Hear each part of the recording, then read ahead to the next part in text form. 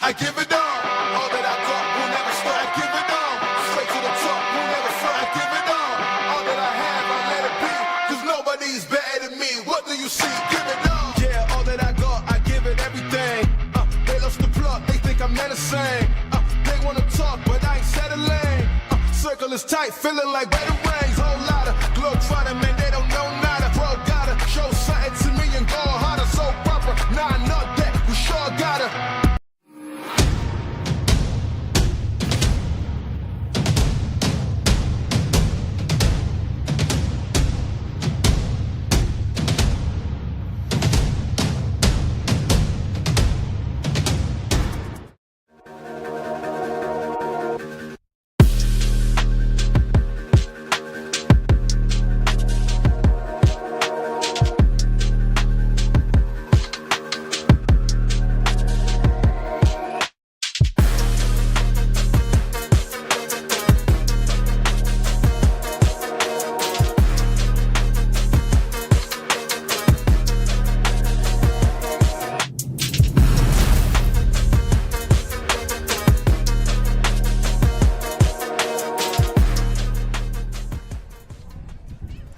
Welcome to a pivotal Friday night matchup as the non-conference slate is behind us and the real fight begins. Tonight we are at River Valley High School where the Vikings are set to take on the Ontario Warriors in the opening game of the Mid-Ohio Athletic Conference schedule. It's high school football on the OH Report. River Valley versus Ontario. Next.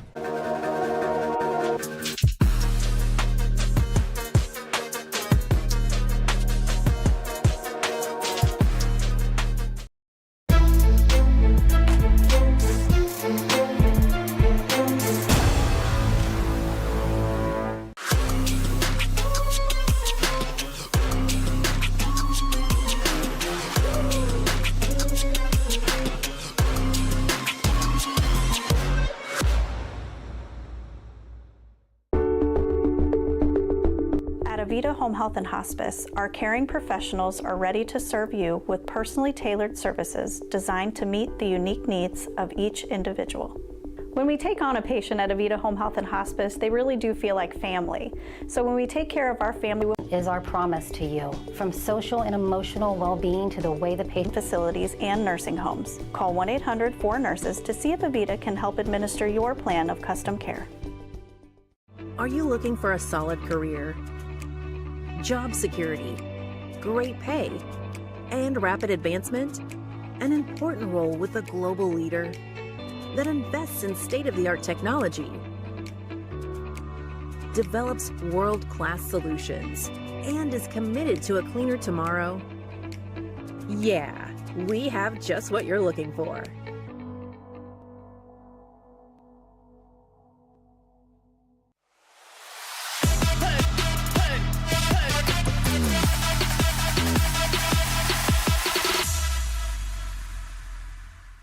Look at all the action from Friday Night Football right here in North Central Ohio with great analysis, highlights, coach interviews, and so much more every single Friday night right here on the OH Report.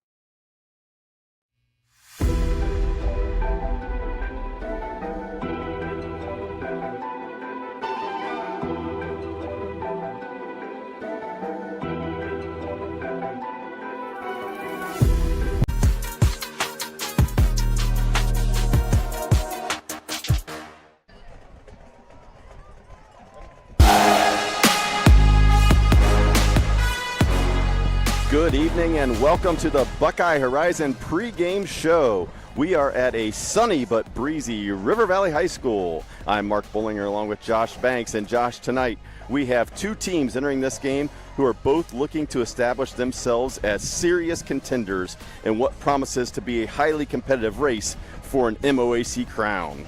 Yeah, Ontario comes in unblemished. River Valley comes in their only loss so far this year to one of the only undefeateds left in the OCC in Ashland. So what kind of loss really was that? And we were here for that game where they were in it for 3 quarters. Well, it looks to be a good one tonight. First of all, you have the visiting Warriors who are going to come in with a solid defense, giving up just 16 points per game and some explosive playmakers. The Warriors are averaging 33 points a game, and as you said, 3-0 record, having defeated Lexington, Centerburg, and Madison in the non-conference portion of their schedule. Currently, the Warriors sit in the number 4 spot in Region 14 in the playoff rankings. The Vikings, on the other side, are looking to protect their home turf, led by their high-powered offense that has been firing on all cylinders in the early season. After falling to Ashland here in Week 1, the Vikings have bounced back 2 straight wins, scoring nearly 35 points a game in victories over Madison and in an impressive 37-7 drubbing at Buckeye Valley last week. Currently, the Vikings are ranked 11th in Region 14. And I tell you what, I think the most exciting thing I'm looking forward to tonight, Mark, and we've talked about it all week when you and I have talked, we got some fun quarterback play to watch here tonight. An Ohio State commit against what may be one of the top 3 mobile quarterbacks in the MOAC in Chase Ebert. Well, that's what we were talking about. These two programs both have championship aspirations, but everything starts with the quarterback play for both squads. And folks, be ready to be entertained tonight by these two signal callers. Chase Ebert of River Valley, Bogpen Miller of Ontario, two not just the best quarterbacks in the area, but 2 of the best athletes in North Central Ohio. And we'll come back and talk about them after the national anthem.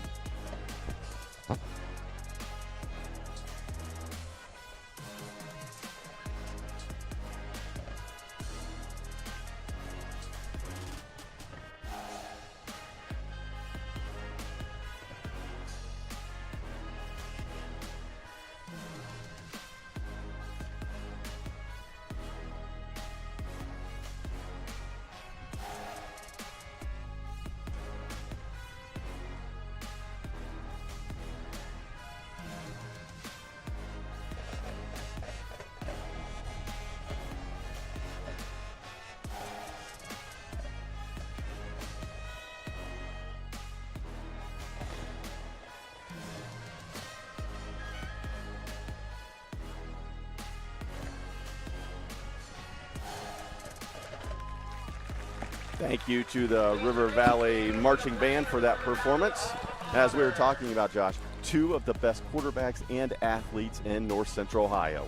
Yeah, and let's start it off by talking about the Ohio State commit, Bogpen Miller. He leads the league in yards per completion. He averages 15.5 yards per completion. He's 4th in passing touchdowns, 5th in rushing attempts, and 6th in rushing yards in the MOAC. He's literally their Mr. Do-It-All athlete, along with the other guy we're going to call a lot tonight for Ontario is their running back, Mason Van Tilburg, who's had a great year. But this offense really follows what Bogpen Miller's going to do. Well, and those of you who aren't aware of the story with Bogpen Miller, quarterback at Ontario High School, he's making the switch to play wide receiver for Brian Hartline in the Buckeyes, went to Ohio State. He'd been looking elsewhere, was scheduled to go to Boston College for a visit, had other offers, but he went to Ohio State camp, blew him away. They saw the improvement from him and made the offer, and 7 days later, boom, Miller commits to the Bucks. And I heard a funny story. So I guess 2 or 3 days after he committed to Ohio State, U of M actually reached out to him to offer him as well. He had already committed to the Buckeyes, but wouldn't that have been an interesting story had he let that offer play out? Well, if you pay attention and know a little bit about Bogpen and listen to him talk, it has been a dream of his since a child to be an Ohio State Buckeye. So even if that UM offer came, I don't think so. We're going to Columbus, baby. So Bogpen Miller, the Ohio State commit, going to join that impressive wide receiver room led by Brian Hartline and the Buckeyes. But tonight, as we talked about, he's supposed to play quarterback. We'll probably see him a lot at quarterback, but there may be a few wrinkles in the mix tonight. Yeah, there's a chance they have a freshman, 6'5" freshman. You were talking about him last year as an 8th grader dunking on a basketball court. All the mechanics are there. They're a little worried to put him on a varsity field as a freshman. Trey Remy's his name. I actually know the kid really well personally. I coach for his dad for his travel baseball organization. So really close with the family. Great kid, great family, and great athlete. Be interesting to see. They talked about it in the preseason. Bachman's going to OSU to play receiver. You got a 6'5", 200-pound freshman that can sling it.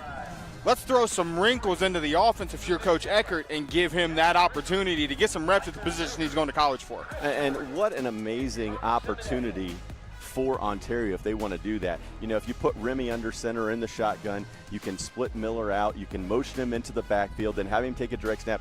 It could be a nightmare for a defensive coordinator, but those are the kind of things that they have the option to do. We'll see if they do that tonight or if they stick to what they've done in the past few years, and that's had Miller back there just making plays. Tell you what, we're talking a lot about Bogdan Miller. We got to come out here week 1 and watch this River Valley team play Ashland. And I said live on the Friday Night Pigskin after that game that Ashland's got a Division I quarterback recruit, 4-star in Nathan Bernhard.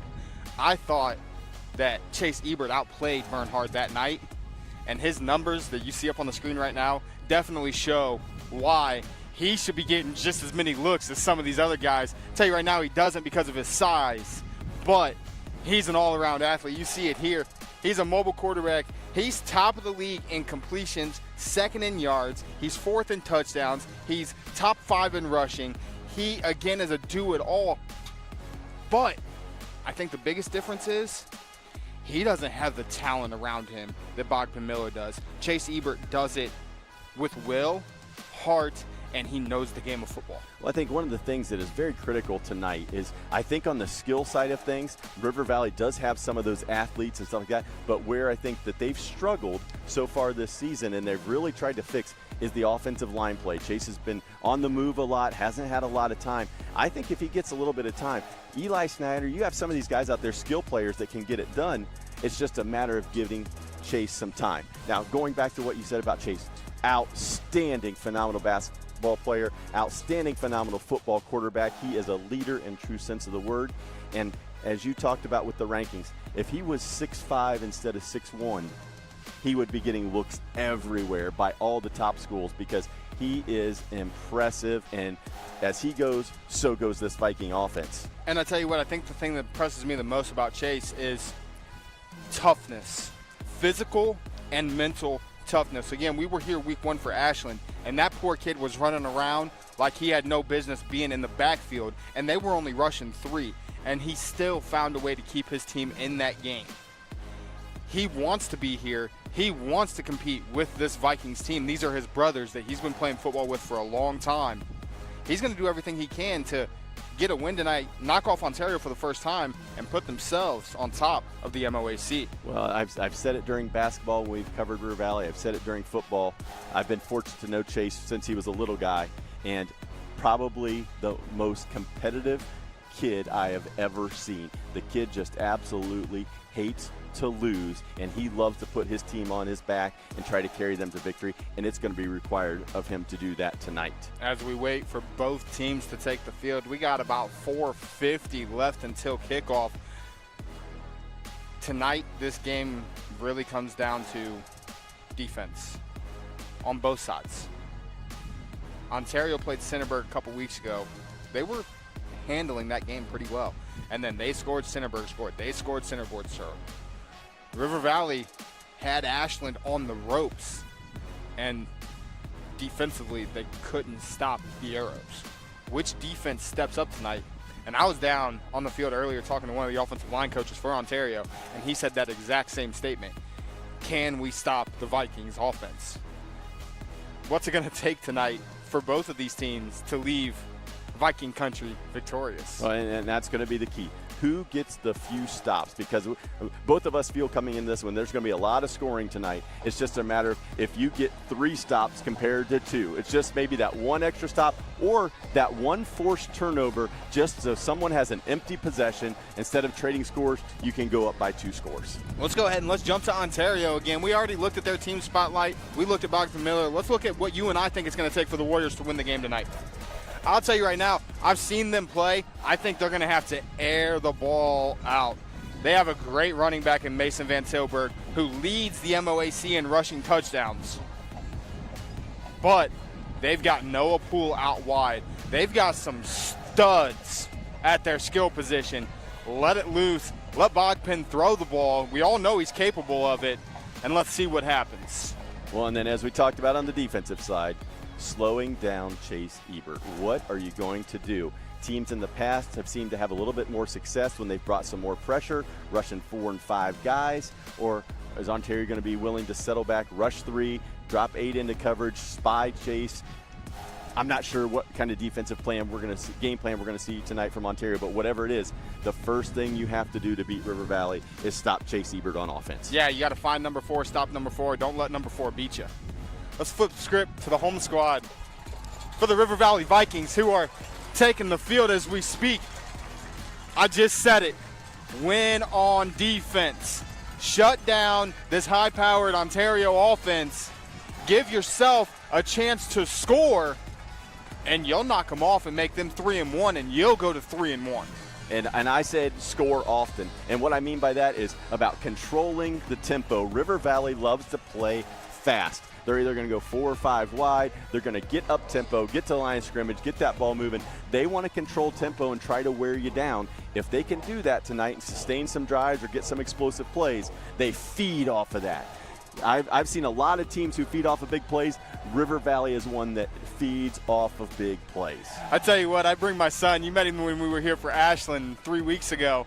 I bring him out here to do stats for me. And when I looked at him earlier this week, he said, "Where are we going Friday?" And I said, "We're going back to River Valley." He said, "Dad, can you find somebody else?" He said, "Because I couldn't keep up with their offense the last time we were there. That's how fast they were going." They play fast, and they are fun to watch. Both teams are that tonight, so it's looking to be a good one. So both teams tonight, they know what's at stake.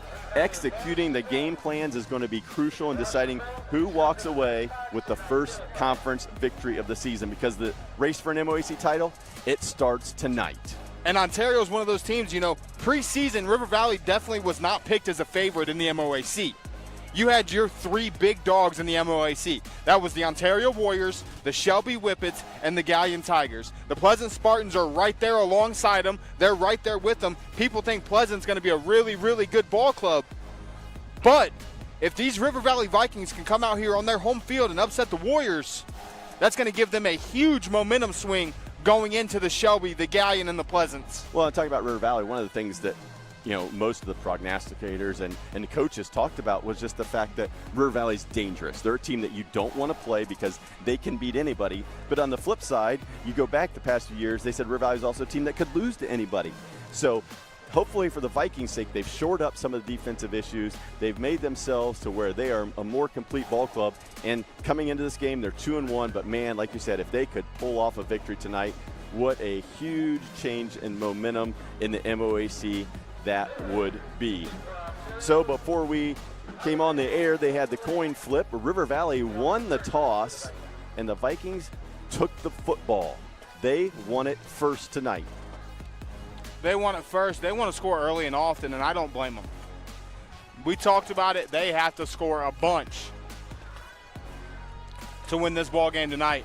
So it's going to be really interesting to see how they go about doing that. It is a beautiful Friday night here in Caledonia. River Valley in Ontario, live here on the OH Report. Sunny with a pretty good breeze blowing from east to west. If you're familiar with River Valley's field, it's blowing from the visiting side towards the home side. And the way both teams like to throw the football, that may impact the passing game a little bit. And with that being said, our Buckeye Horizon pregame show comes to an end as we get ready to kick it off.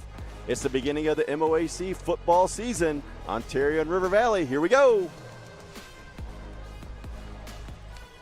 And big kick, and River Valley is going to start the touchback.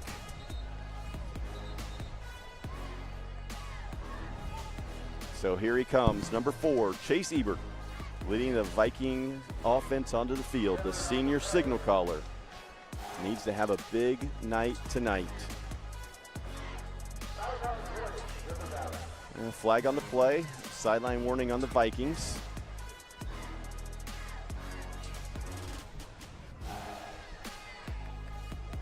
right away, you see the Vikings going to 5 wide, empty backfield. 1st and 10 from the 20.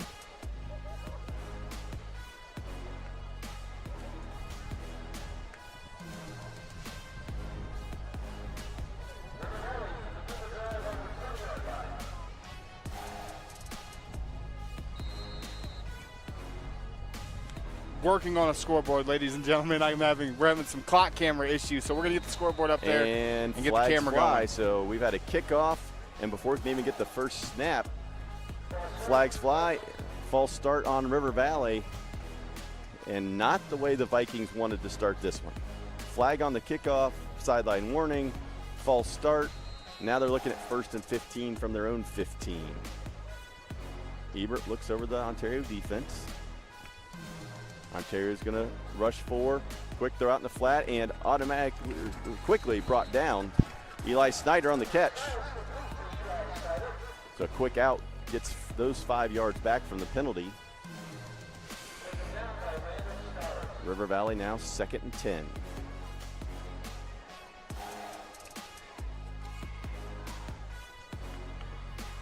Ebert looks left, throws, another quick out. And gain of about 4, it looks like. Again, it was Snyder. So first 2 plays, Chase Eberts went right to Eli Snyder. Snyder with 2 catches for about 9 yards. Brings up a crucial 3rd down here early in the 1st quarter. Just over 11 minutes to go.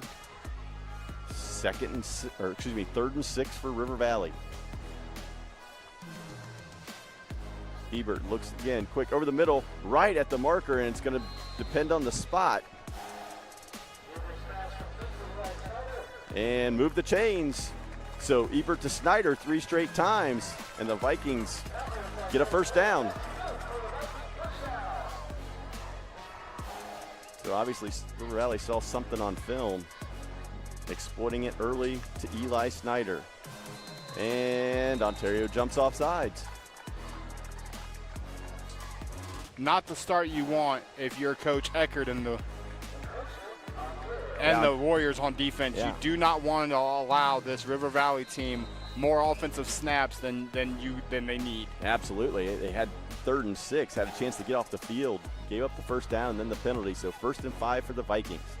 Ebert right down the middle. There's the catch. Down to about the 46-yard line. Ian Axline, little seam. So Ian Axline comes up the catch. Ebert 4 for 4 early here tonight.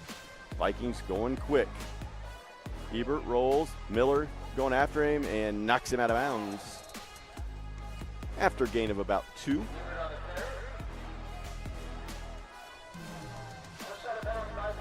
A real efficient offense so far here for River Valley.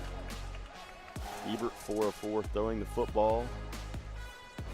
Little scramble for a couple. Positive yardage.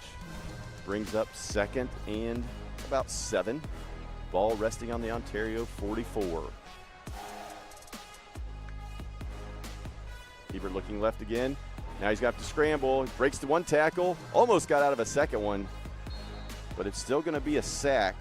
Looked like it was number 50, Ryder Hensley, who made the play. But it looked like Ebert had escaped that first one and might be able to get out of the pocket.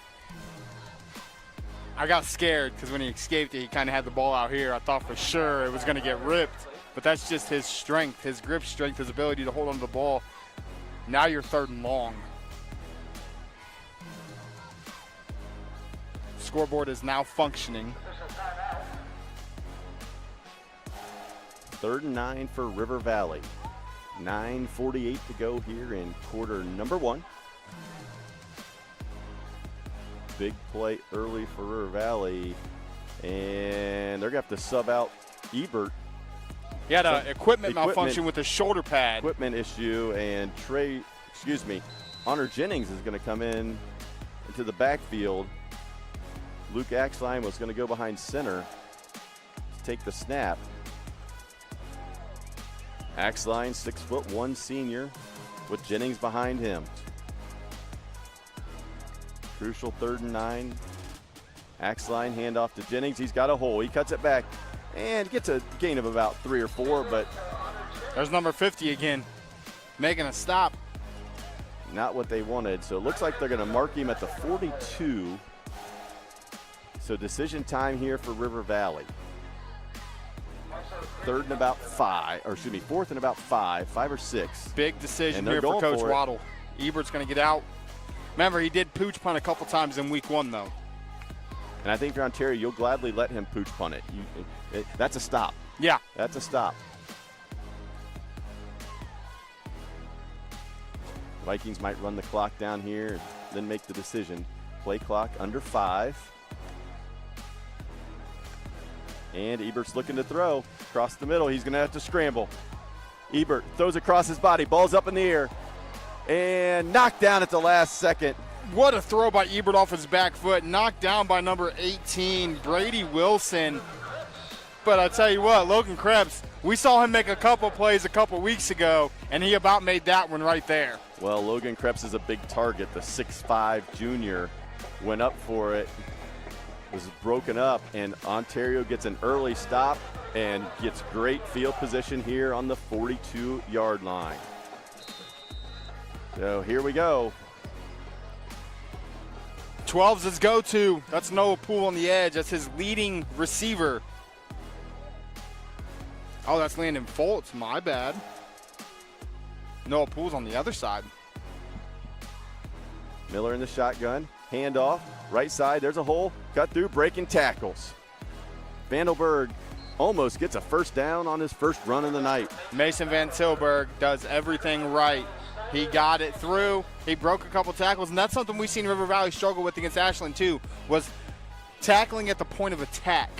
You break a couple tackles, and now you got one guy to beat instead of 7.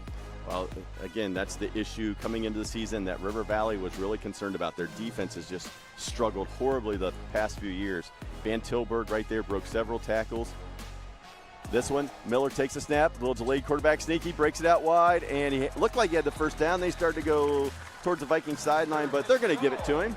So first down for Bogpen Miller. Jackson Caudell and Eli Snyder made a touchdown-saving tackle right there, though. If they don't wrap him up where they wrapped him up at, he gets that sideline, and I don't think anybody on the Viking defense is catching him. Yeah, Miller tried to bust it to the outside, and there was a lot of green out there if he could have got to it. But as you said, made the tackle. They're going to go 5 wide. They're going to put Van Tilburg out in a slot. They're going to run a bubble screen. Getting him in space. Oh, and he cuts it back through the middle. Oh, big tackle. Big hit by Harrison Bradley. Introduce yourself, Harrison Bradley. But again, just trying to get Van Tilburg some space. Little bubble screen. Positive play, gained 4.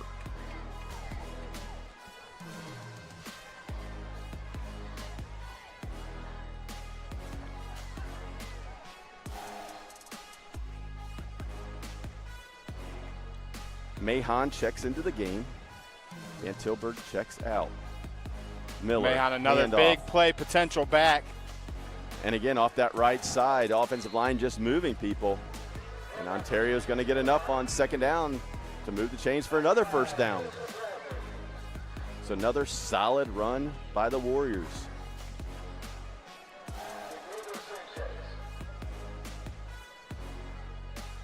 First and 10, ball on the 37-yard line of the Vikings.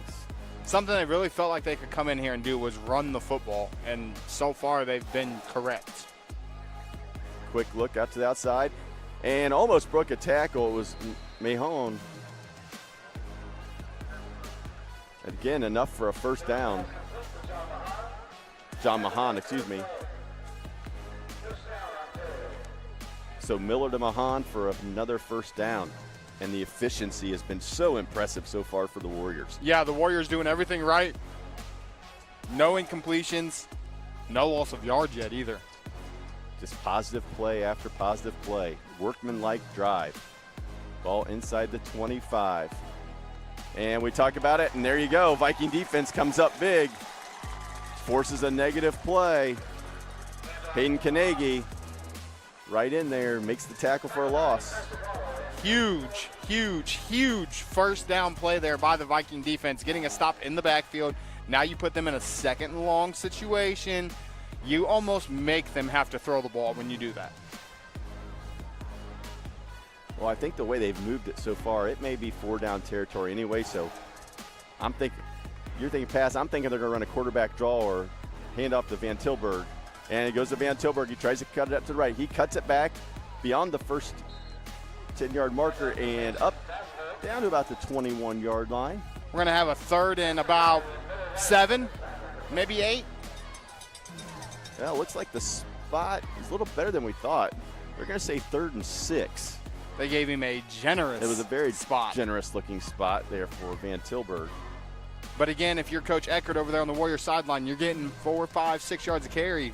You ain't got to throw the ball. You're feeling pretty good right now the way this offense is moving it. Miller looks. Now he's going to take off. Jukes one defender, gets outside, and out of bounds. But again, another first down, and that's where he's so dangerous. He dropped the pass, didn't see what he wanted, got out of the pocket. And it's the quick read. It's not, oh, I'm going to sit back in the pocket for 3 or 4 seconds. It's he dropped back. He had 2 receivers wide side over here by us. There was nothing there, so he was gone. It didn't take 8 seconds for that play to develop. So first down, they mark him right at the 10. So Ontario cannot get a first down. It's 1st and goal from the 10. Handoff Van Tilburg. Great job by the Viking defensive line. They exploded off the line. Looked like they were going to get him in the backfield, but Van Tilburg fights his way for a gain of 1. He's going to get 1 yard. Their shortest rush of the night so far. And really what River Valley is going to have to do, and the biggest thing with River Valley and on the flip side, the Ontario offense, is Van Tilburg can eat you up the middle, and the second you crowd the box, Miller's going to take something wide on you, or Mahon's going to take something wide on you. They're just so athletic. Yeah, one of these, you're going to see Miller fake that and keep that here pretty soon. There's the keeper. Van Tilburg bounces it right in. He's going to fight his way in. Juked a couple guys. One defender had a shot. And pay dirt for Ontario. 3:52 to go here in quarter number 1, and Ontario strikes first. Mason Van Tilburg with a 9-yard run. Warriors lead 6-0.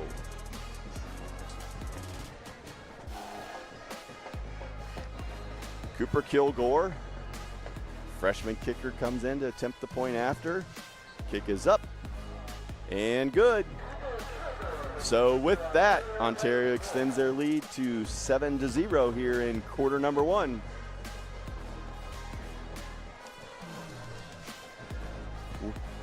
With 3:52 to go, it's Ontario 7, River Valley 0. We'll be right back. You're watching Friday Night Football on the OH Report.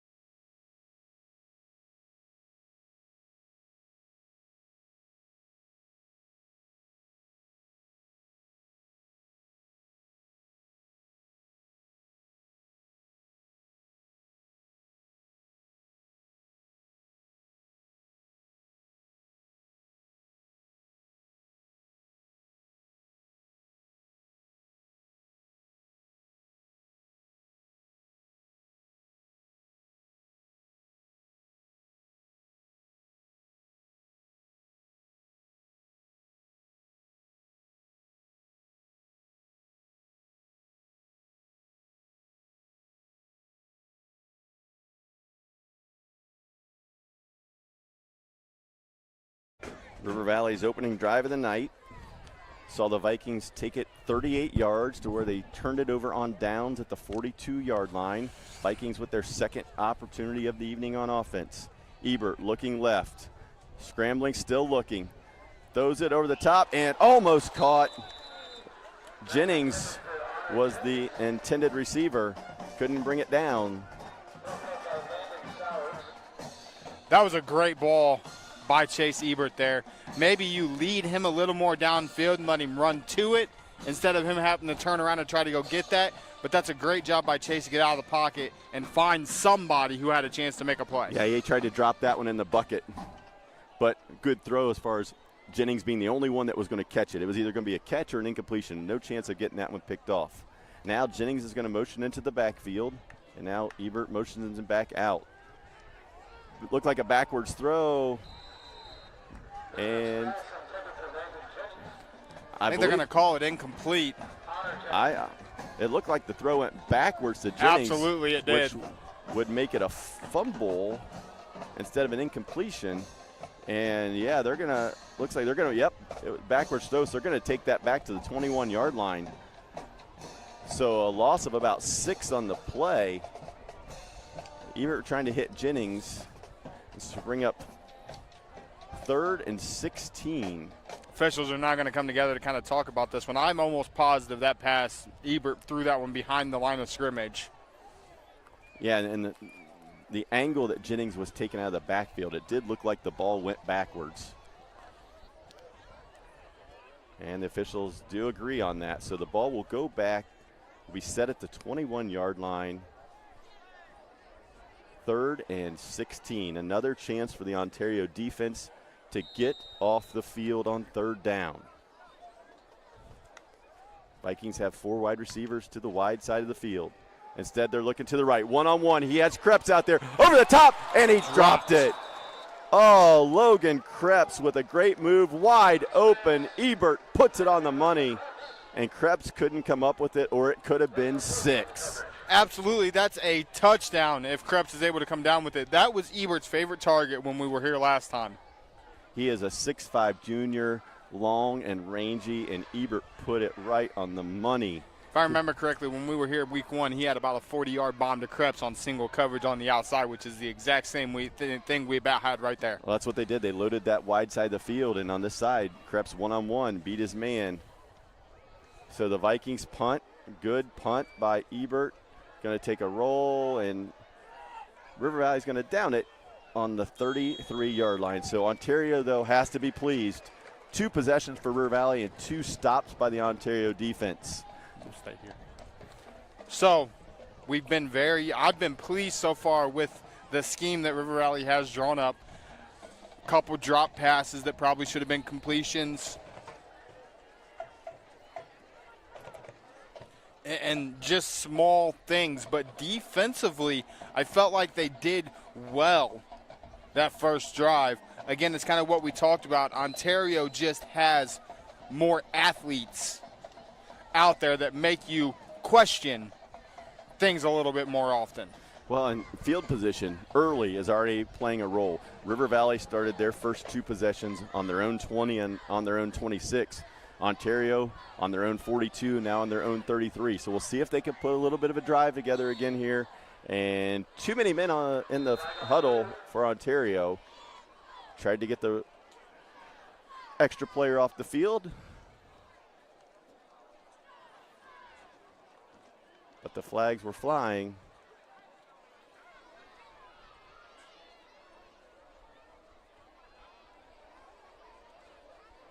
Now, I'm not sure what's going on because the young man came back on the field, and I believe they have 12 guys on the field right now. They do.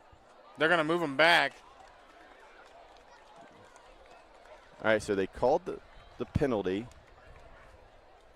So they brought him back on the field. The ref brought him back on the field, counted to make sure that the penalty was right, and now they're letting him go off the field. That might be the first time I've ever seen that in high school football. Apparently they just needed the visual of him standing there. Whatever it may be, Ontario's backed up 5 yards. 1st and 15 from their own 28. Miller in the backfield. Quick throw, picked off. Pick! Eli Snyder read it the whole way and picked it off. There's the turnover. And there's the big play that these Vikings needed. Eli Snyder read it the whole way. Miller didn't put a lot of zip on it, and Snyder just stepped in. I thought he was going to take it to the house. That is a huge play because now you just flip field. You did. Now it's River Valley with great field position to start at the Ontario 30. Let's see if Ebert can do some work, but here comes the rush. Ebert rolls right, looking, still looking, and throws it out of bounds. They're going to call him out of bounds before he got the ball off. They're going to say he stepped out. So it'll be a loss of 5.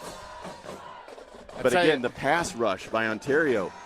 Ebert catches the ball and doesn't even have time to look up before there's people in his face. Well, I think that's what you and I, we discussed that pregame. We discussed that when we were here against Ashland. Ashland had 3 down linemen the entire game against Ebert, and they could not stop 3. Ontario's bringing 4 every play. So 2nd and 15. Vikings are obviously in 4-down territory here. No matter what. They've showed it already that they're going to go for it, keep that offense on the field. So, in essence, 3 plays to get 15 yards here to move the chains. Ebert, quick throw left. And quickly brought down with Snyder. No gain on the play. Great read there by Ontario. Looked like it was Brady Rowe. Brady Rowe read that. It was a great block by the outside guy, number 8 for River Valley. Axline, great down block by him. Snyder just couldn't beat that outside guy. That's what you want to run that play for. You want to get your fastest receiver one-on-one with the corner and hope he can make a move. And that particular time, he just couldn't make a move. We got one-on-one again, but we got he's going to go to on the other side. Too. And great catch. How about that? And we've got a flag on the play. Are they going to call offensive pass interference? There was some hand We're fighting going to take a look on. at it right now. Are they going to call offensive pass interference? I don't see it. I'm not sure there was interference at all.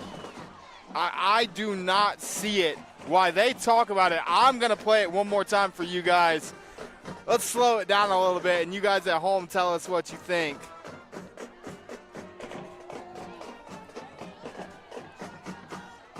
I don't see much of anything there, Mark. Maybe a little bit of a bump with the right hand, but definitely not enough to impact the player. The defender just didn't find the football.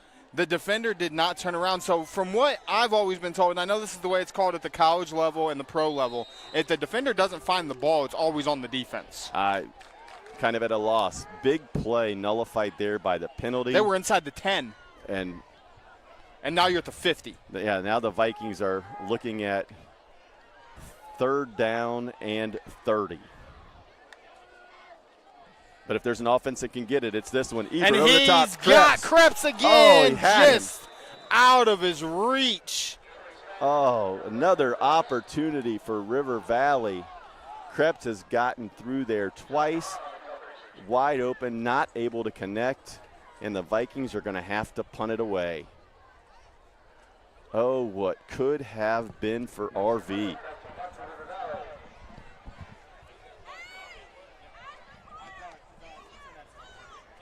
Hudson Pollock into punt. Good ball and fair catch by Ontario at the 15-yard line. So 2:13 to go here in quarter number 1. Ontario leads River Valley 7-0. And I tell you what, the first 8 minutes of this quarter went about as quick as we could have asked. I feel like it's taken 20 minutes to play 2 minutes. Here, these last 2 drives. Well, and I think if you're Ontario, again, understanding what River Valley wants to do with tempo, I think and Miller just throwing an interception on his last throw, I'm guessing you're going to see a lot of the run game right here on this possession. I think Van Tilburg and Miller are going to keep it quite a bit here as they try to use some clock and just grind it out a little bit. That looks like a new back end, number 22 for Ontario. It is. Got a hole, cuts up through the middle. That's Gavin Miller, 5'8" sophomore. So Gavin Miller takes it off right tackle. And I tell you what, you look through this Ontario roster, and boy, are they young, just like this River Valley team. Well, around Ontario, you hear things and about different schools, and you've heard a lot about this freshman group and even some of their sophomores, but this freshman group and the talent they have in all sports. And they're really, really excited about the athleticism that's coming in that class. You get to see one of them every time they score a touchdown. As Cooper Kilgore is a freshman kicker. But the kid's also, last week against Madison in the JV game, he had 8 carries for 160 yards and 4 touchdowns. Impressive. So this matchup is going to be fun to watch for years to come. And Bogdan Miller is going to keep it, jukes 3 defenders, and gets it out to the 34-yard line. So on 3rd and 4, Miller comes up with a big play, gets a first down for the Warriors. And I think the official made the tackle. He did get in his way. He definitely slowed him down. That might be another 10 yards if he doesn't run into the official there in the middle official. Gavin Miller will stay in the backfield with Bogdan Miller. He's going to Miller roll out. Rolls left, looking. Now he's going to come back. Oh, he's got space. One defender out there. If he can get him around, he jukes him. He gets to the outside. 40, he's going to 50, cut back down in. to the 45. 40, big run by Bogdan Miller. And he shows right there, we got a flag on the play on the far side of the field.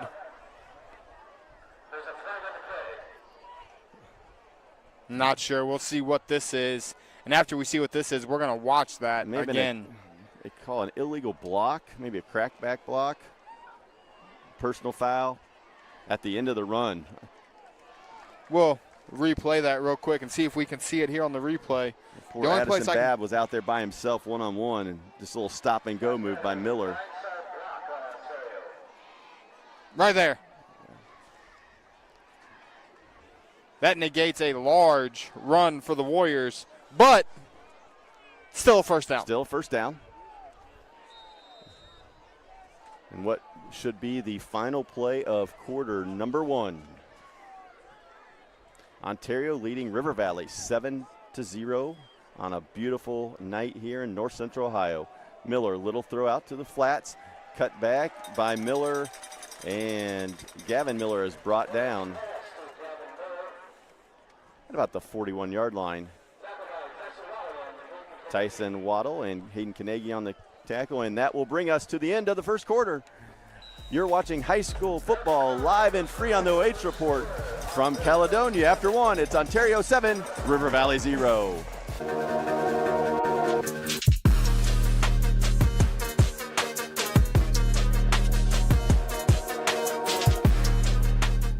Are you looking for a solid career, job security, great pay, and rapid advancement? An important role with a global leader that invests in state-of-the-art technology, develops world-class solutions, and is committed to a cleaner tomorrow? Yeah, we have just what you're looking for.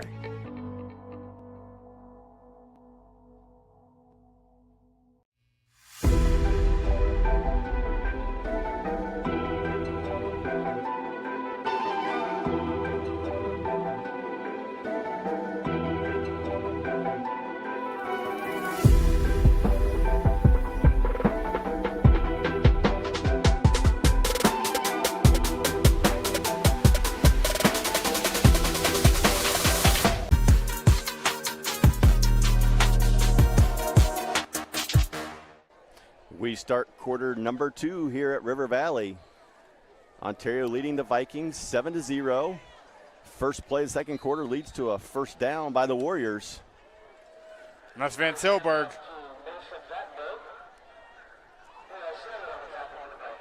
Van Tilburg totes it out to the 45-yard line. Van Tilburg has our lone touchdown of the evening. 9-yard scamper in the first quarter. Untouched scamper. Only points of the game so far. And I tell you what, if you're Coach Waddle, you are pleased that you're through a quarter and you only gave up 7 to this offense. Hand off to Van Tilburg. He's got space. To 50, 45, 40. Cuts it back. 35. Gets through a tackle. He's still going. What a run by Van Tilburg down to the River Valley 26-yard line. Look at this run. He runs through set 1 2, 3. It takes 4 Vikings to bring down Mason Van Tilburg. 29-yard run by Van Tilburg, showing off the speed and the power. And he doesn't look, if you look at the young man, his build, he doesn't look like he'd be as quick as he actually is.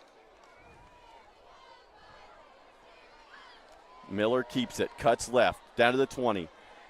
15, going through tackles, keeps his feet moving. The leg drive. Another first down for Ontario as Bogpin Miller takes it down to the 12-yard line. A home and kitchen supply first down, and we've had a lot of them by these 2 running backs. Well, quarterback and Mason Van Tilburg. You know, a lot of people that I talk to are asking about this Bogpin Miller. He's going to Ohio State, but he's a quarterback. And like, no, Ohio State recruited him as an athlete. And then they put him out there at wide receiver, and he was showing what he could do. He's not going to Ohio State to play quarterback, but he's showing off the athleticism and why Brian Hartline, Ryan Day, and the Buckeye staff was so excited to get him on board. Well, and I tell you what, one thing I'm noticing so far is we've got another stoppage. I'm not exactly sure what's going on here. One thing I've noticed, and we've known Ohio State to do this, right? They had Cade Stover come in from Lexington. Starts on the defensive side of the ball, goes back to the offensive side, goes back to the defensive side, plays linebacker in the bowl game. In the Rose Bowl. Has numerous tackles, comes back his senior year, plays tight end, and gets drafted to the Houston Texans. Bogpin Miller, with his size, I know they're recruiting him as an athlete. I wouldn't be surprised to see him line up as maybe a DB, even a safety. Tonight, he don't shy away from contact. Well, he's also another guy that he has the frame and the athleticism at 6'4", 190 right now. They could bulk him up and be a guy that you play as a tight end, but you can also split him out into a wide. I mean, again, an athlete like that, the options are just numerous for that coaching staff. He's a taller Travis Hunter for the Colorado Buffaloes. He really is. That's a heck of a comparison right there because Travis Hunter is a special one. You don't see many built like Travis Hunter, but no. We haven't got to see. My big thing is we haven't got to see Bogpin Miller catch a football yet, and that's really what I want to see. Well, if you go online, there's tons of clips of him at Ohio State camp making some ridiculous catches. And he's going up against some of the best corners in high school that, are also trying to get Ohio State offers. I mean, he put on a show catching the football. But here they're putting on a show on the offensive side. This time Miller's going to hand it off. Van Tilburg gains about 2, maybe 3. But, again, positive yards on first down on every play. You get 3 yards to carry, it's 4th and 1.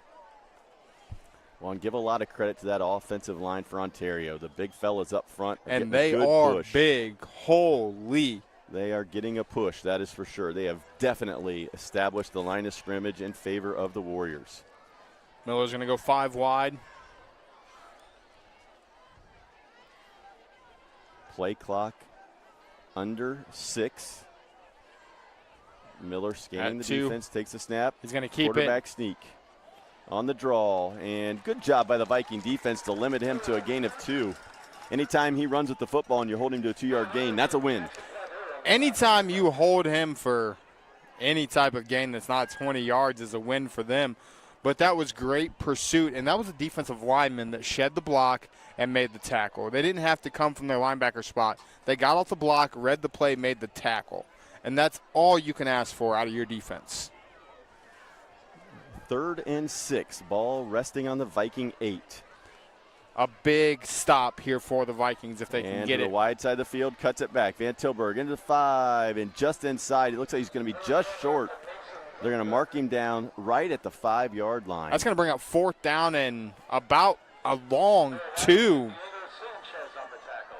Decision time here. I think with the you got Bogpin Miller. I'm the other side of things. I think with the field goal kicker you have, you kick it, you go up, make sure you're up 2 scores. So I would agree with you. But how much confidence are you going to put in a freshman kicker? A lot. I would hope so. But when you've got Division I athlete on your team and it's 4th and 2, you're going to line up under center, and this is going to be a read on Bogpin Miller, and he's going to keep it, and he's going to take it into the end zone for a I touchdown. Kicked it for 3. You're saying, we'll take the touchdown. We want 7. And that's why I'm up here. Bogpin Miller is just a different kind of athlete. He just ran through the middle of the defense on a 4th and 2, basically untouched, to slide his way into the end zone. Oh, what a privilege it is to have an athlete like that at your quarterback spot. And the Warriors, they left no doubt. There was no decision. They were going for it. They knew it. And Miller hits pay dirt. Point after is good. And the lead expands to 14. So with 8:28 to go here in quarter number 2, it's Ontario 14, River Valley 0. You're watching Friday Night Football live and free on the OH Report.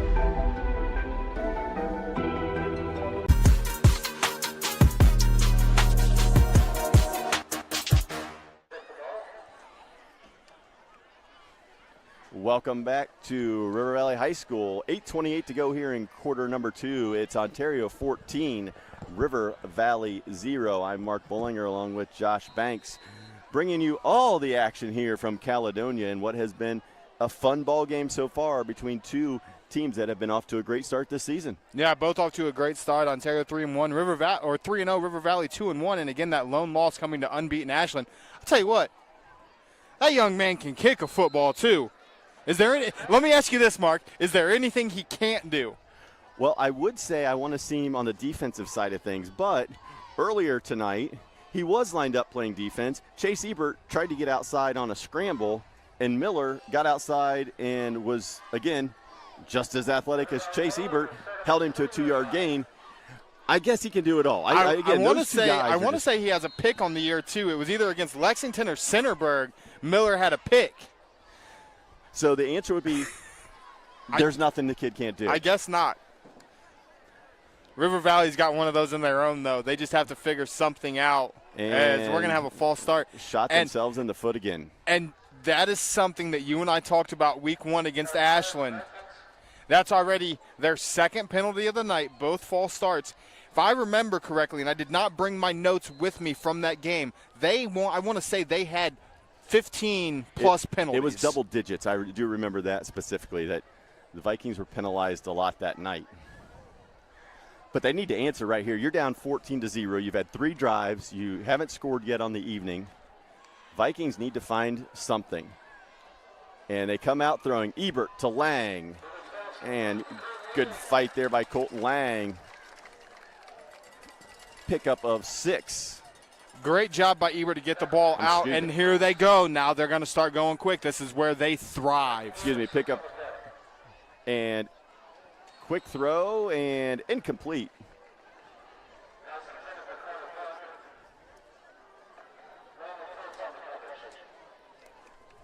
Well, the Viking offense being up tempo, all that stuff is great if you can move the chains. If not, again, you're putting your defense right back out there to face Miller again. So a critical 3rd down here. 3rd and about 5 for River Valley. We haven't seen Chase get loose outside of the pocket yet. They've done a good job of containing him for sure. Quick throw out to the flat. Jennings, first down. Yes, move the chains up to the 31-yard line. And nice little play there. Ebert to Jennings. Vikings pick up a first down. They're moving the chains, and the Vikings are going quick. Something they've tried to do a couple of times tonight is get Jennings on that little swing route. That time it works. He gets 4 or 5 yards. Now Ebert's going to look. He's got some room on the right side. And it's going to be loose. ripped. Chase falls back on it. But that's the dangerous part with both of these quarterbacks that I've noticed. When they get outside or when they try to scramble, the ball's here in one hand. It's not hard, and these kids are taught, punch it out. Well, and I just caught the kind of the end of it. It looks like Ontario is spying with 2 guys to make sure that Ebert doesn't get wide and out of the pocket. They're trying to keep him in the middle of the field and eliminate that explosive big play ability that we've talked about repeatedly. Over the middle, Slant he's got route. a man wide open. Nice job there. Ebert to Lang. Lang They're going to go finds the tempo. seam. I was going to run that replay, but they're going to go tempo. I don't have time to run the replay. You've got time to run it if you'd like. Injured We'll take a player look down at there. it real quick. That's a great read by Ebert. 2 steps, gets rid of it.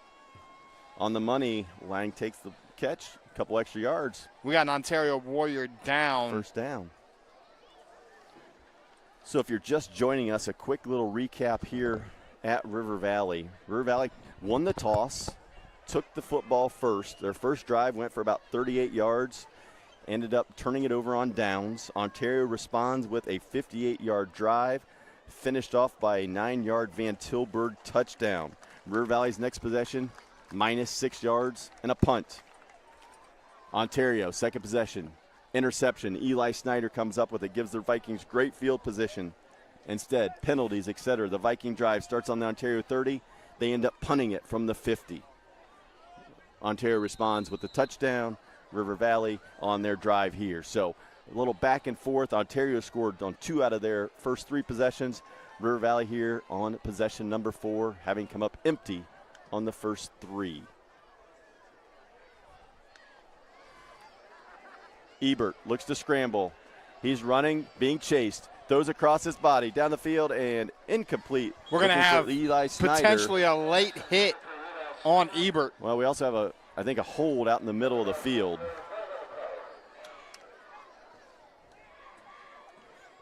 So big mistake there at the end of the play. If you had a late hit on Ebert, you had the incompletion or the hold. Instead, looks to be nullified here on the late hit.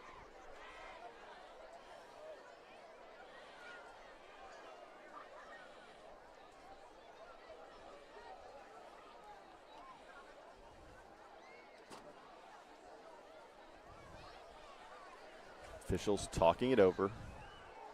7:35 to go here in the first half. Ontario 14, River Valley 0.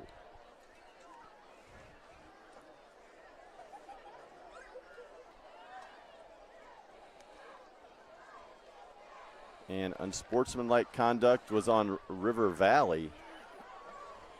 So yeah, the holding and the unsportsmanlike conduct on the Vikings.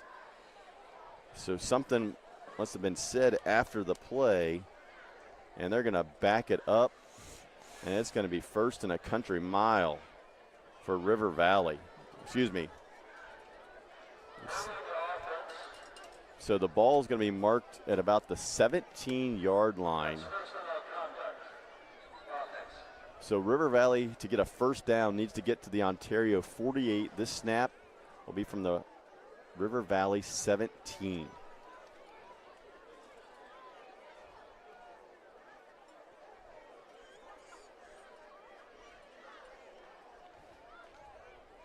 Well, the Vikings have some work to do here.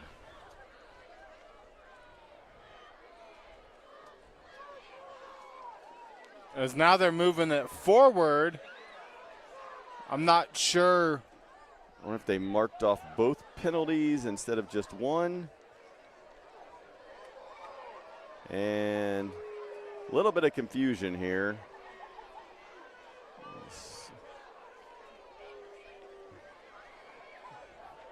Some unhappy fans, not appreciative of the officials tonight. While we're waiting, a few quick scores from around the MOAC. In the second quarter, Shelby leads Marion Harding 7-0. In the first quarter, Gallion 27, Clear Fork 0. Pleasant 21, Highland 7 in quarter number 2.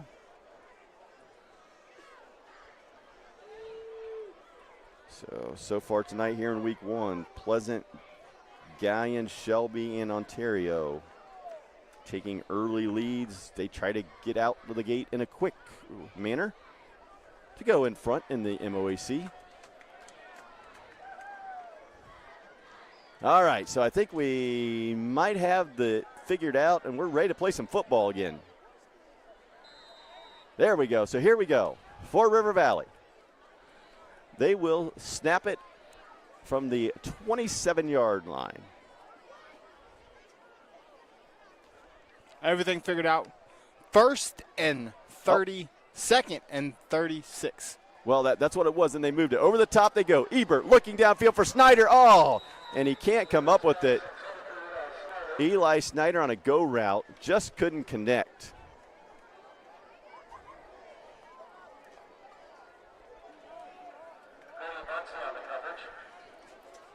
Brings up 3rd and long for River Valley. And I tell you what, they've had these Ontario DBs beat a couple times tonight. The drop early by Krebs. 2 drops. Another opportunity that we thought he could have had. Quick little over-the-top throw there. Almost came up with another big play. So the big plays are there. The Vikings just not executing on them tonight so far. That can change in one play. It can change in one play. Vikings barely get it off. Ebert rolls right, being chased again, and he's hit, and ball's just thrown out of bounds. And again, you see Chase Ebert having to scramble from the pocket. And here comes the punt team for River Valley. Pressure by freshman Zane Curry. I've heard a lot about that young man as well. You've got freshmen out here playing varsity football on a Friday night. They must be some pretty good athletes. It's going to be another punt situation. So Vikings end up getting about 7 yards on that drive. Snap almost goes over Pollock's head. He brings it down, gets it off, and it's going to be returned.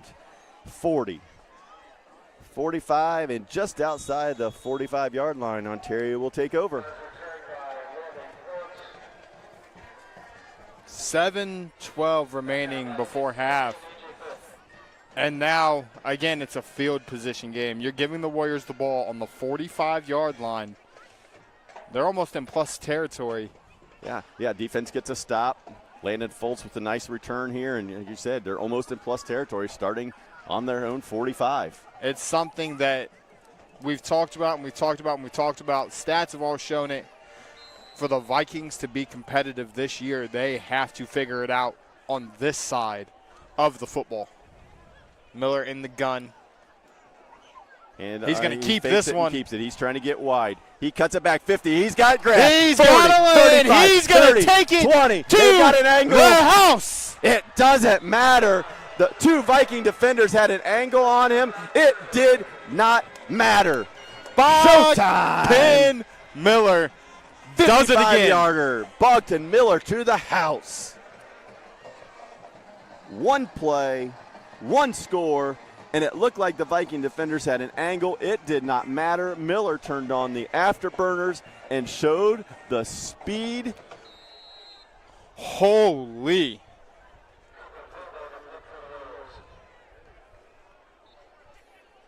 Extra point is up and good. And just like that, Ontario extends the lead to 21-0.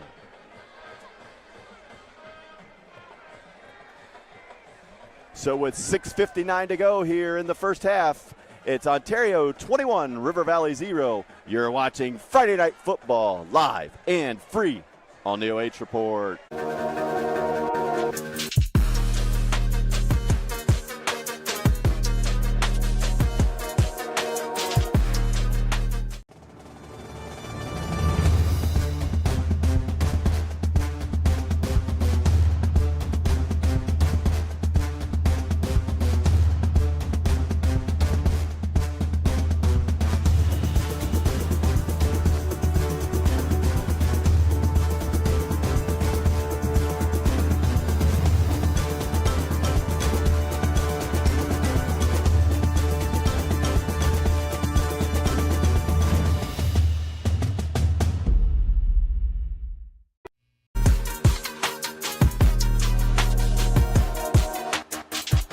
Welcome back to River Valley. Ontario prepares to kick off after Bogpin Miller goes 55 yards for a touchdown. The kickoff was caught with his knee down, they're saying. They're going to say his knee was down. I'm going to see if I can't grab that replay. Let's go ahead and watch that back right here. I do have it. Don't quite have it on the replay, but I tell you was what. Down when he took possession of the ball at the 22. Not sure, but let's go back for a second here before the Viking offense gets out here. Talk about what we saw, what we talked about earlier with the read by Bogpin Miller. They've been going to Van Tilburg or Gavin Miller all night long on that little inside zone. You've been mentioning it all night is how long before Bogpin pulls that out and keeps it. He kept it there, and we just talked about it while we were at commercial break. The cutback and the acceleration to outrun those guys on the Viking defense. You said yourself, those kids playing corner are not slow for River Valley, and he made them look like they were stuck in sand. He's just a difference maker. He is special, as you said. And that touchdown gives Ontario a commanding 21-0 lead with under 7 minutes to go here in the first half.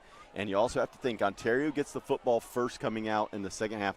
Crucial drive for River Valley. They have to get points. First play of the drive, incomplete pass. And again, he had him beat. They have beat these Ontario corners all night long. Ebert's got a lot of room. He's still going to look to get rid of it. Great throw and catch. Incomplete, out of bounds. And Luke Axline was the receiver. Made the catch, but they said he did not get a foot in. So it is ruled incomplete.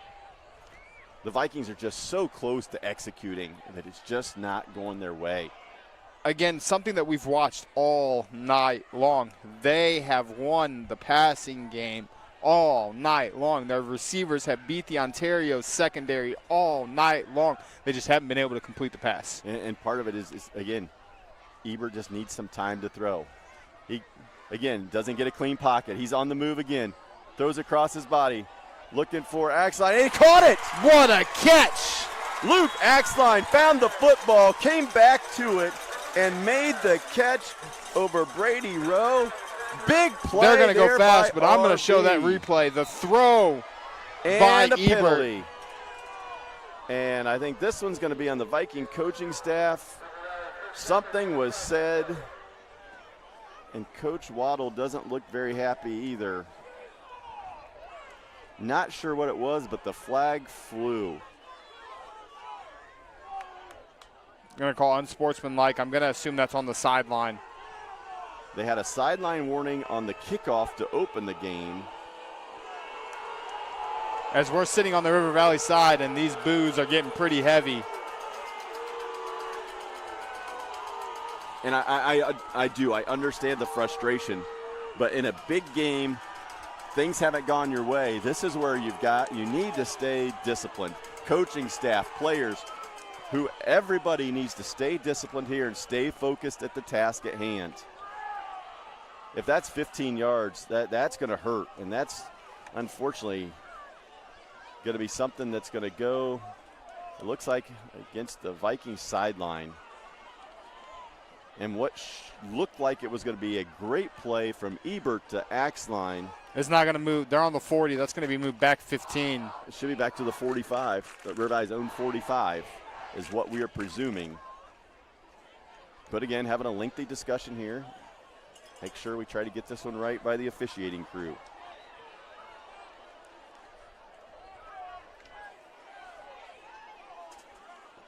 I didn't see what happened after the play.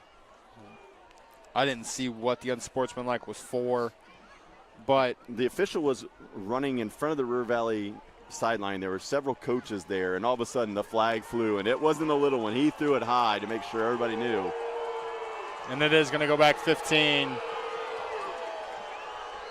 The Boo Birds are out. I tell you what, they've been out all night so far, too.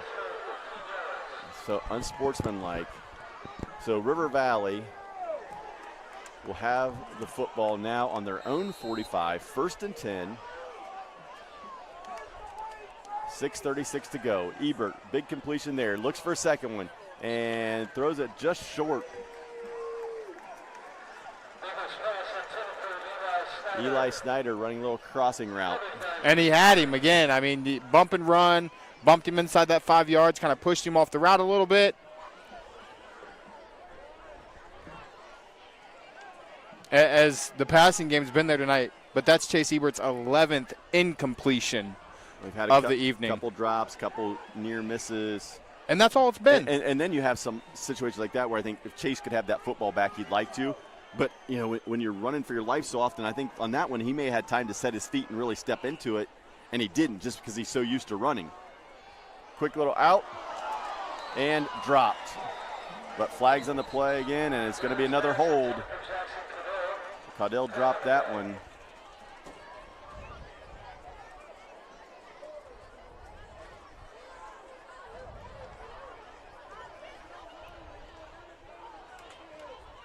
We'll see what this is going to be.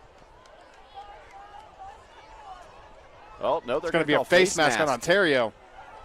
So it wasn't a hold. The two players that got tangled up there was not a hold. They called a face mask on the defensive line for Ontario. So that'll be a personal foul, automatic first down for River Valley. And as crazy as it sounds, we're right back to where we were after the big completion from Ebert to Axline. 1st and 10 on the 40. I tell you what, one thing I will say, and this is my 3rd game I've done this year, 4th game actually. The flags have been flying all season long, no matter where you go. They've been calling it consistently and fair as we're going to have an Ontario timeout. They're calling games a lot tighter now than they have the last 10 years. Well, the flags have been flying tonight in this situation. Big play from Ebert to Axline. Had the ball resting on the Ontario 40. Again, sportsmanlike conduct on the Viking sideline. A couple passes, plays, face mask. All that being said, we're now right back to where we were a few minutes ago. So to set this up for you, 28 to go here, quarter number 2. 21-0 Ontario leads. Crucial drive here for River Valley. They need to get points on the board here on this drive. You do not want to give the ball back to Bogpin Miller and the Ontario Warriors here in the second quarter with a chance to go up 28-0 going into the locker room, especially with the fact that they get ball coming out at halftime. River Valley won the coin toss. Instead of deferring, Vikings took the football to start the game. They've had a promising drive. They've come up empty on their first 4 possessions. Will possession number 5 be the one they need to light up the scoreboard here in Caledonia? Snyder in motion. Gets it from Ebert to the 35. He gets it wide. He's going to be to the 30. First down and a gain of about 12 for Eli Snyder. Little pop pass. Little jet sweep, jet touch pass, and now they're going to go fast.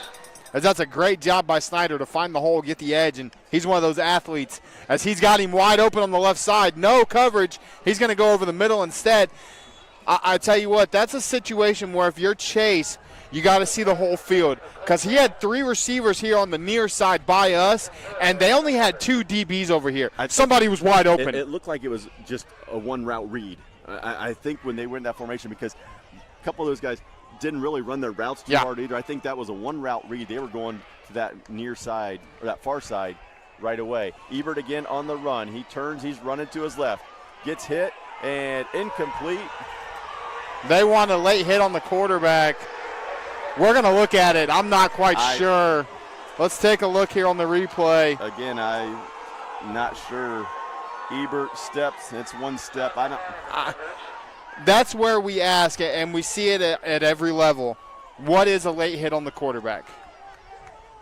What classifies that to be called?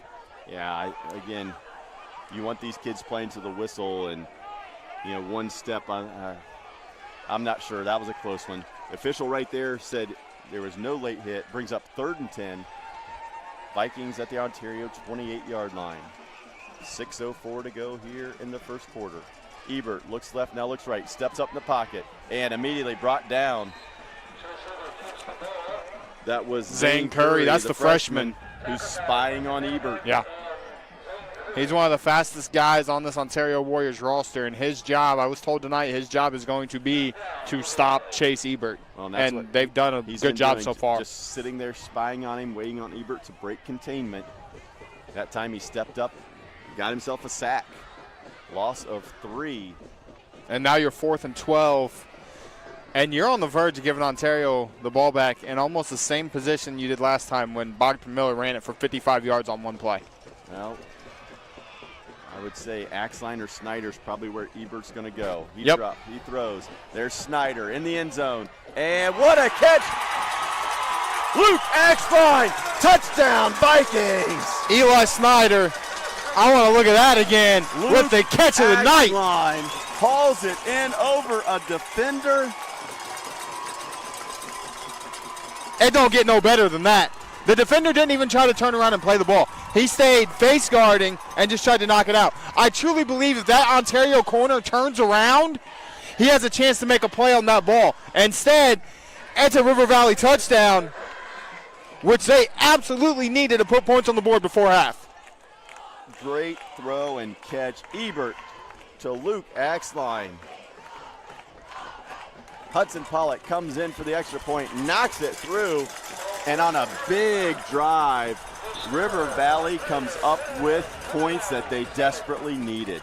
And that's exactly what they've been trying to do all night long. They've had the big play. They've had the chance to make the big play, and there was a couple drops here and there. We both sat here and said it only takes one, and that was the one. And how about the catch by Luke Axline? Well, he had two of them on that drive. The big first down catch that got the ball to the 40 initially, right before the unsportsmanlike on the sideline. Same thing, went over a defender and caught it. Now he makes that catch. River Valley is going to continue to come back to that. If Luke Axline continues to get one-on-one coverage, look for Ebert to go there the rest of the ball game. And how much longer does Ontario stay man-to-man after they've been getting absolutely toasted all night long in the secondary? Yeah, you might see them start to mix up some coverages here a little bit. Maybe not go all zone, play some man under. As you see the freshman, Zane Curry, we called his name a couple times back. He's back there to return the kick, along with number 1. That is Noah Poole. That's their leading receiver who hasn't got a touch yet tonight because they haven't had to throw the ball. So River Valley trying to get themselves back into the ball game. Squib kick, gonna go out of bounds. So 5:11 to go here in the first half. Ontario leads River Valley 21-7 in a huge early season matchup for MOAC title hopes. We've heard some of the other scores so far this evening. A, they're going to start the season 3-1. B, you're starting your MOAC conference schedule at 1-0, which is momentum coming into the coming weeks. Ontario, I believe, plays Clear Fork next week. Then the week after that, they play Galleon. And then they still have Pleasant. They still have Harding, who I truly think Harding is going to surprise some people this year. They still have all these teams at Shelby. You know, you've got all the big guys that still have to play each other. This is your chance if you're River Valley to set the stage. Well, and again, looking around the league, you see a ton of parity this year. You don't see, how do I say this? You don't see that one or two dominant teams that you say, oh, like, oh, in an overview, the league may be down a little bit, but it's very competitive and very even. And every game could be one of those nights where you don't know who's going to win. And especially when you get a couple of the guys like Ontario, they come in predicted to be in the hunt for it. But River Valley being that sleeper team that could beat you at any night, they were like, maybe the Vikings could pull something out. But right now it's been Ontario dominating the first half. First play gains about 3. Miller, handoff up the middle. But now they find themselves in 3rd and 5. I tell you what, I know we're an MOAC game, but a surprising N10 update. The Mohawk Warriors travel to Colonel Crawford tonight, and they're up 28-7 on the Eagles in the second quarter. There's going to be some unhappy people so far in North Robinson. At this rate, yes, there is. As River Valley's going to jump, that's going to give Ontario a free first down. Oh. And that's another penalty on this Vikings squad. Another shooting yourself in the foot situation. Disciplined football. 3rd and 5.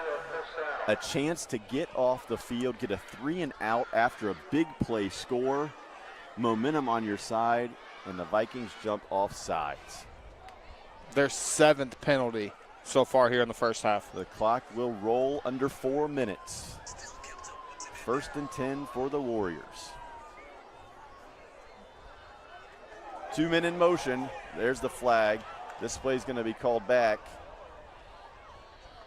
So even though it's incomplete, we'll see if the Vikings accept the penalty or take the incompletion. Ontario had 2 guys in motion simultaneously.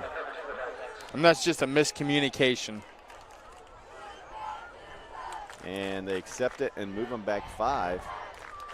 I thought maybe because of an incompletion, they may take the. How I feel about that choice. I don't think I would give Bogpin Miller any more snaps than I had to. No, absolutely not. That's just my thinking. But I was also one that was going to kick the field goal instead of letting him score a touchdown. So we already seen him take one from 55. Quick pass. On the flat.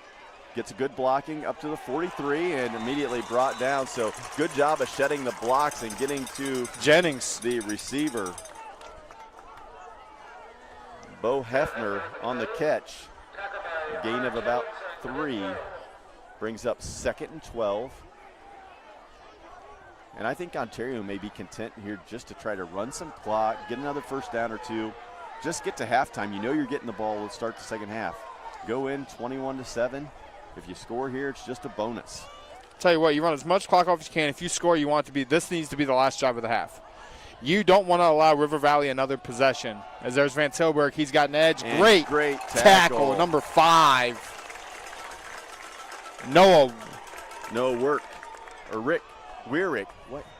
Wyrick, whatever it is. That was a great play by Noah. Wyrick. Sorry about that, Noah. Noah Wyrick with the shoestring tackle makes it 3rd and 12. River Valley has all 3 timeouts. Yeah, you don't want to give Chase Ebert in this offense another chance because I'll tell you what, you go down and score again before half and it's only a 1-possession ball game, and we're going to have an interesting second half.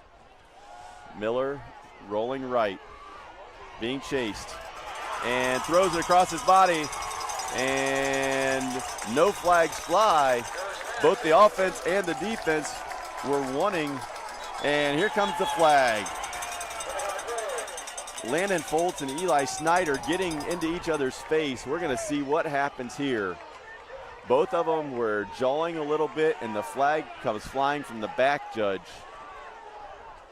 Are we going to have offsetting here? Do you think it's going to be offsetting? Are they going to call it? No, they're going to call it on the Vikings.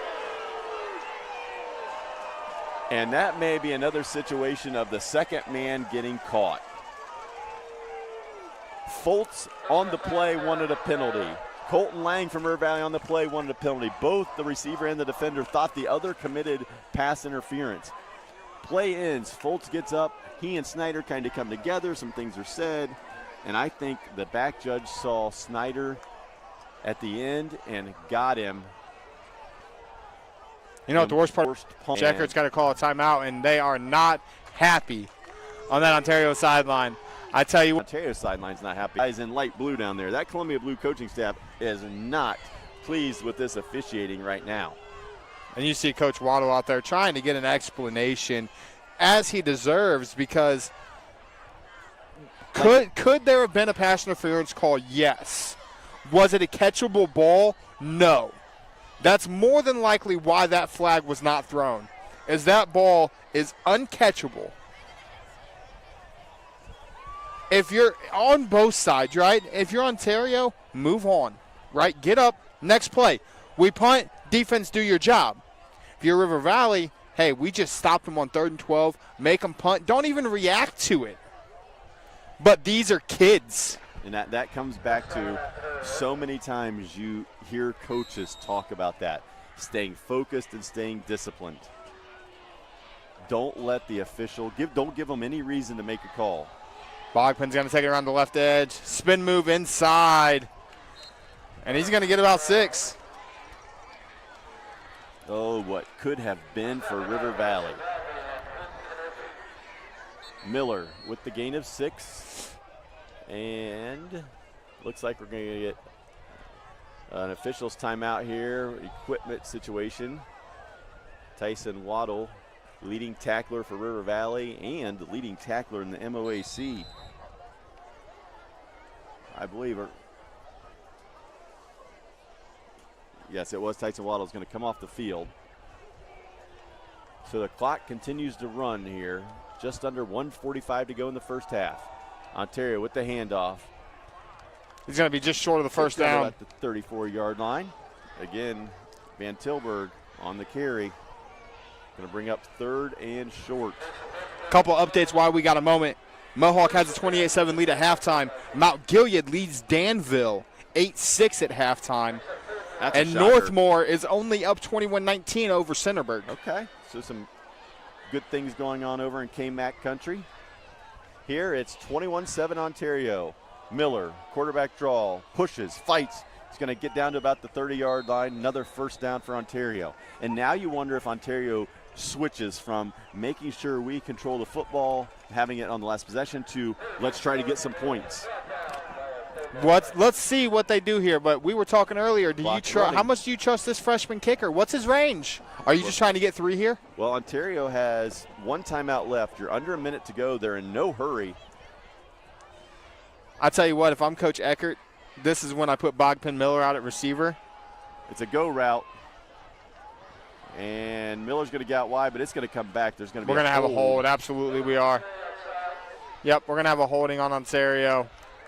So a little surprised there wasn't a sense of urgency here by the Warriors. But like you said, I think they're very content to just make sure that they have the football at the end of the half with a 21-7 lead. You get the ball coming out third quarter. You have no reason to rush this drive. And like we said, they just had a big touchdown. Don't give them any more momentum than you have to going into halftime. Well, in that last play, they tried a little stop and go, looking to go over the top. Miller, plenty of time. Now he's going to scramble. He's going left. Sets his feet and just throws it out of bounds. Good decision there. Nobody open. He just effortlessly rolls to his left and tosses it into the Ontario sideline. 22.5 seconds left. And we're kind of seeing, we haven't seen a lot of it this year. If you look at his numbers, he does lead the league in yards per completion, but he doesn't throw it a bunch. And we're kind of seeing that here tonight. He's one of those athletes where they rely on his legs more than his arm. So 2nd and 20. Ball on the 40-yard line. Miller looks to his left, still looking, plenty of time.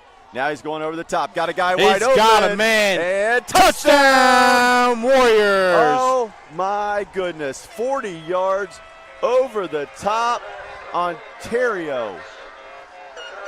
And you were talking about Foltz. Landon Foltz comes up big, and there's another penalty flag. That's going to go unsportsmanlike Ontario.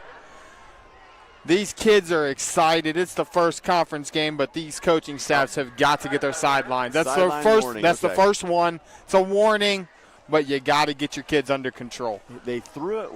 I think it was Foltz ran by, and I thought something was said. Instead, sideline warning. As Kilgore come on, kick the PAT. Up, and he missed that one wide right. So no good on the PAT by Kilgore, his first miss of the evening.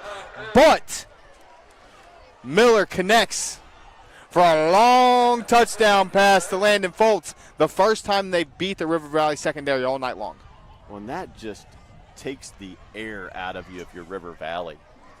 You get yourself into a situation where you had some momentum. You got back into it 21-7. It looked like you were going to get a stop in the half. Regroup at halftime a little bit. Instead, I tell you what, this River Valley sideline, which I tell you what, again, it's only my second time over here, they support. Let me tell you something. Both of these stands are very well filled up tonight. This sideline was pumped. They just scored a touchdown. They were making a stop, and you just felt the energy that – well, two big plays. You have the unsportsmanlike that gives them the first down when it would have been 4th down and punt. Then you have 3rd and 20. They go over the top, wide open for 40 yards. I'm sure Revive was saying, don't let anybody behind you. What happens? Foltz gets behind the defense. Big play. Catch, 27-7. Ontario extends their lead and gets the football to start half number 2. As that's going to be booted way deep and into the end zone. Another touchback by Miller. If you're Coach Waddle, I'm coming out here. I'm going to tell you right now, I'm coming out here. I'm taking a knee. I'm going to go into half down 27-7. I don't want to fumble. I don't want my quarterback to get hurt on a scramble, and I don't want to throw a pick. Well, that Ontario offense we talked about early being so efficient. Ontario, 5 drives, 4 touchdowns. Yeah. Efficient, running the ball. And the one drive that they didn't score on was made by Miller on a quick slant where he threw it right to knee, 5 wide. Vikings see if they can find some quick magic and just miscommunication. From social and emotional well-being to the way the patient relates to their loved ones, we treat family like our family. Serving patients and their families wherever they call home, including assisted living facilities and nursing homes. Call 1-800-4NURSES to see if Avita can help administer your plan of custom care. Are you looking for a solid career, job security, great pay, and rapid advancement? An important role with a global leader that invests in state-of-the-art technology, develops world-class solutions, and is committed to a cleaner tomorrow? Yeah, we have just what you're looking for.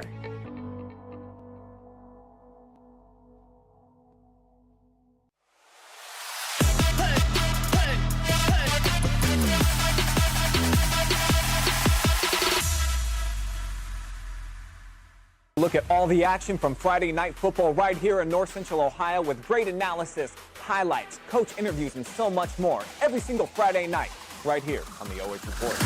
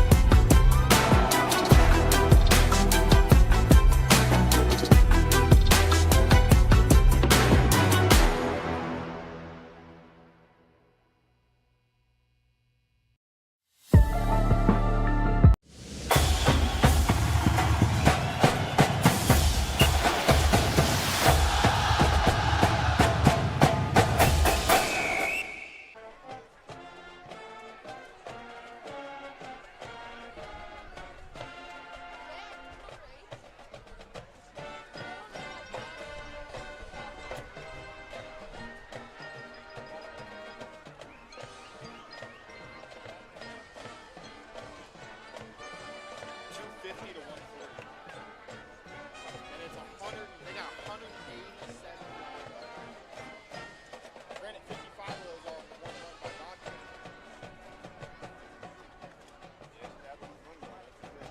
River Valley's got 6 yards rushing.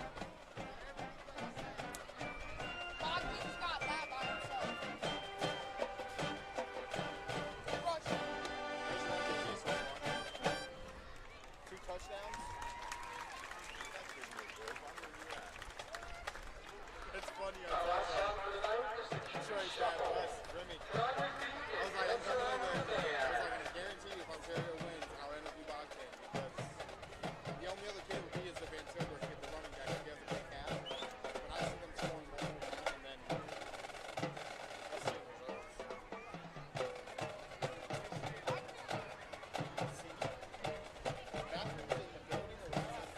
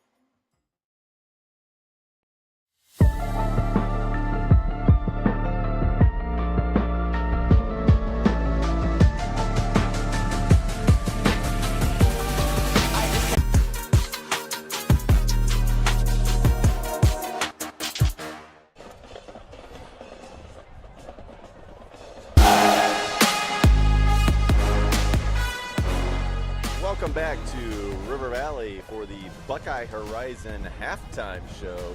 This is Mark Bollinger along with Josh Banks. We find Ontario leading the host Vikings 27-7 here at the break. And Josh, the numbers show the dominance by the Ontario Warriors tonight. Yeah, we're going to pull the stats up here and take a look, and it's been just absolute dominance on both sides of the ball by the Warriors so far this evening. 13 first downs, 187 yards rushing. They've only had to throw for 63 yards, 250 yards total. 7 penalties, though, for 85 yards. I'm sure that's something that will be talked about on both sides. And 1 turnover, the Pregame Miller pick early in the first quarter. On the flip side of things, River Valley's got 7 first downs, only 6 yards rushing, 141 yards through the air, 147 yards total, 8 penalties for 85 yards, and then the pick at the end of the half when they were just trying to take a shot. 27-7 kind of explains the stats as well, Mark. Well, I think you just look at the efficiency, and as we've talked about in the second quarter there, Ontario, 5 possessions, they scored touchdowns on 4 of them, and they really focused on the ground game. They just churned out some massive chunks of yardage at times, but at other times they were just efficient, getting 4 and 5 yards at a time. And I think if you look at the other side for River Valley, I think the thing that really stands out to me are those 6 rushing yards. Ontario getting good pressure with 4 defensive linemen on Chase Ebert, but then always having at least 1 spy, sometimes 2. They've been willing to put those DBs on an island out there.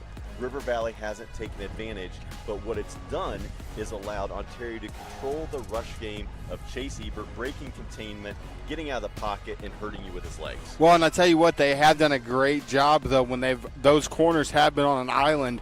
Their receivers have beat them all night long. We've seen it there at the end of the first half. Chase Ebert finally puts a ball on the money, and Axline goes up and gets it there for 7 points on the evening. They had 2 more of those potentially that were dropped. So you're looking at good passes, good completions. You're looking at a 27-21 ball game. Chase Ebert had 18 incompletions in the first half, and a lot of those were A, he was under pressure, and B, they were just flat out dropped. On the flip side of things, Ontario hasn't had to throw the ball. Between Mason Van Tilburg, Gavin Miller, and a 55-yard scamper by Pregame Miller, they haven't had to throw the ball at all. They haven't had to show that side of their game. Well, and you mentioned the 2 rushing touchdowns there. Van Tilburg opened the scoring with a 9-yard run for a touchdown for Ontario. Miller comes back, 5-yard touchdown run, a 55-yard touchdown run, and then the 40-yard pass from Miller to Foltz to round out the Ontario scoring. River Valley scoring the 1 big pass play from Ebert to Luke Axline, 40-yarder for a touchdown. And that leads us to where we are right now at 27-7 in this opening night of MOAC action. Both these teams coming in had high hopes for an MOAC conference championship. Ontario was 3-0, River Valley 2-1, but coming off of 2 straight impressive wins. But Ontario has come out tonight so far and absolutely taken care of business. I'm really curious to see. We know both coaches, Coach Eckert, Coach Waddle, are going to make halftime adjustments. So let's go ahead and pick Mark Bollinger's brain here for a minute. You're the River Valley Vikings. What do you do different to flip this score around? Yeah, if I'm on the defensive side of things, to me, you got to stop that run game first. Even if you have to bring a safety down into the box, something like that. I'm going to dare Miller to try to throw it and make my DBs, my corners play one-on-one. I'm going to take the chance. You've got to stop that run game because it has been so good for Ontario. And then on the flip side of it, I think for River Valley, they just have to get some completions going, get some momentum going. We know they can score fast. It's just a matter of putting some stuff together, getting some confidence. I think just seeing a few completions in a row would be big for them. But again, you're going to see River Valley going up-tempo, trying to get some quick scores. But again, it's going to start with the defense for River Valley because they're kicking off here. They have to get a stop if they're going to have a shot in this one. That's going to close us out of our Buckeye Horizon halftime show. We're going to come back in on the Koorsen Fire and Security scoreboard for third quarter action. And On the other side of things, I'll talk Ontario. I think you have to just drop back, make them beat you with the run. They've shown they can throw the ball. They've had the guys open. Drop back, let them beat you with the run. Yeah, I don't think River Valley's going to get many opportunities to get the ball over the top. Ontario takes the kick. Good return, and there's space. 30, 35, Spin move! 40, and a nice return, and Ontario starts once again with outstanding field position. Return to the 40-yard line, and Miller and company again with good field position to start quarter number 3.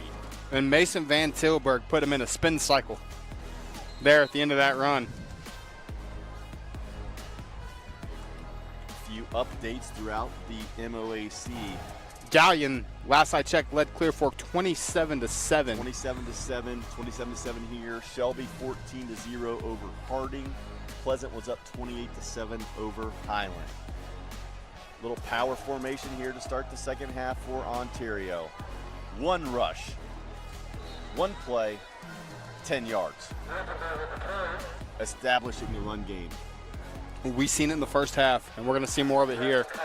The one thing that you'll notice about Van Tilburg, because he's their feature back, you can't tackle his legs. He's strong runner, powerful. But again, give credit to the big fellas up front. They are moving some people. Ontario completely controlling the line of scrimmage. Bogpin's going to keep. He's going to get the outside. He has space. He's still looking. He just turns on the Jets. He turns the corner, and he's again going to rush. Takes it down to just inside the 40-yard line. Holman Kitchen Supply first down, and that's 2 plays, 2 first downs. Not the way you wanted to start the half if you're the Vikings defense. A nice play call there. They faked the handoff. Miller kept it looking downfield. The receiver wasn't open. He just turned on the Jets and just used his speed to outrun the Vikings for another first down. Handoff, left side, inside, 35, breaks a tackle. Trying to bounce outside, breaks another one and out of bounds at about the 31-yard line. Van Tilburg just tough to tackle. I don't know if we're going to see the whole run. We're going to see the tail end of it here. He ran through 2 River Valley Vikings tackles, one leg, one high.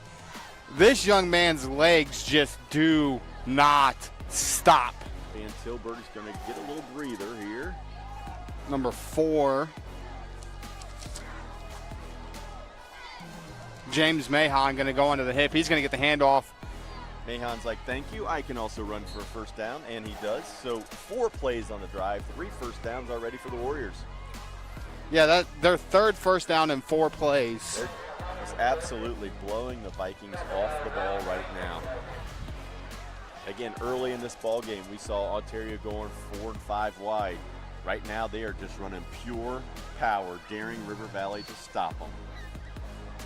And flag flies in. Looks like a false start on River Valley, or excuse me, on Ontario. Move the ball back 5 yards. So it'll be 1st and 15 on the 31-yard line. 10:20 to play. Ontario ahead 27-7.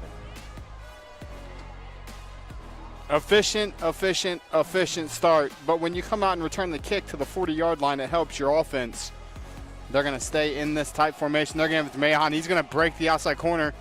Little inside-out move, but he's swallowed by the Viking defense. Good job of running to the football.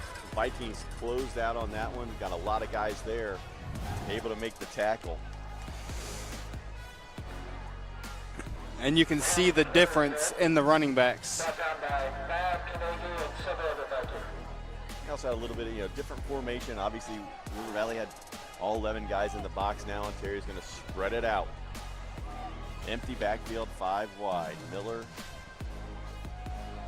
fakes. Now he's going to go on a draw and going to barely get back to the line of scrimmage. Took 1 step backwards and he kind of stepped up, but I'm not sure if he thought it was going to be a straight quarterback draw. He was expecting an opening. Looked like it was a fake draw, looking for something deep. He didn't have nothing deep, so then he tried to keep it again, and it didn't really work out. Might be the first short yardage gain for Miller tonight. Bring 14, all just outside the River Valley 30. Miller looks. Now here comes the rush. That's going to be a hold. Miller just tosses it out of bounds. Now, if you are Coach Waddle, you see him. He's declining this one. You have to. 4th down. If you're Ontario, what's your kicker got? Well, the breeze is blowing from east to west, so it's kind of a crosswind. It's not at his back. I would guess they're either going to go for it and try to make a play or here, pooch it. Just pooch it and try to pin the Vikings down. One of the things that Ontario's done a good job of there is most of that drive, they kept the ball on the ground, so they've already ate up a little over 3 minutes of game clock here. And they're going to bring out 4 receivers down here by us on the near side. They've got one-on-one at the top. Yeah. I almost feel like that's where he's going to look to go. And he does. He is. Great ball. Great defense. Interception! How about the play? There's Colton Lang. Holy, he went up. He definitely, we're going to look and see if we got the replay. We do. Stayed with the receiver. He went up. He definitely had the size advantage the receiver did. And he said, not today. No more points for the Warriors. I'm going to take it away from you.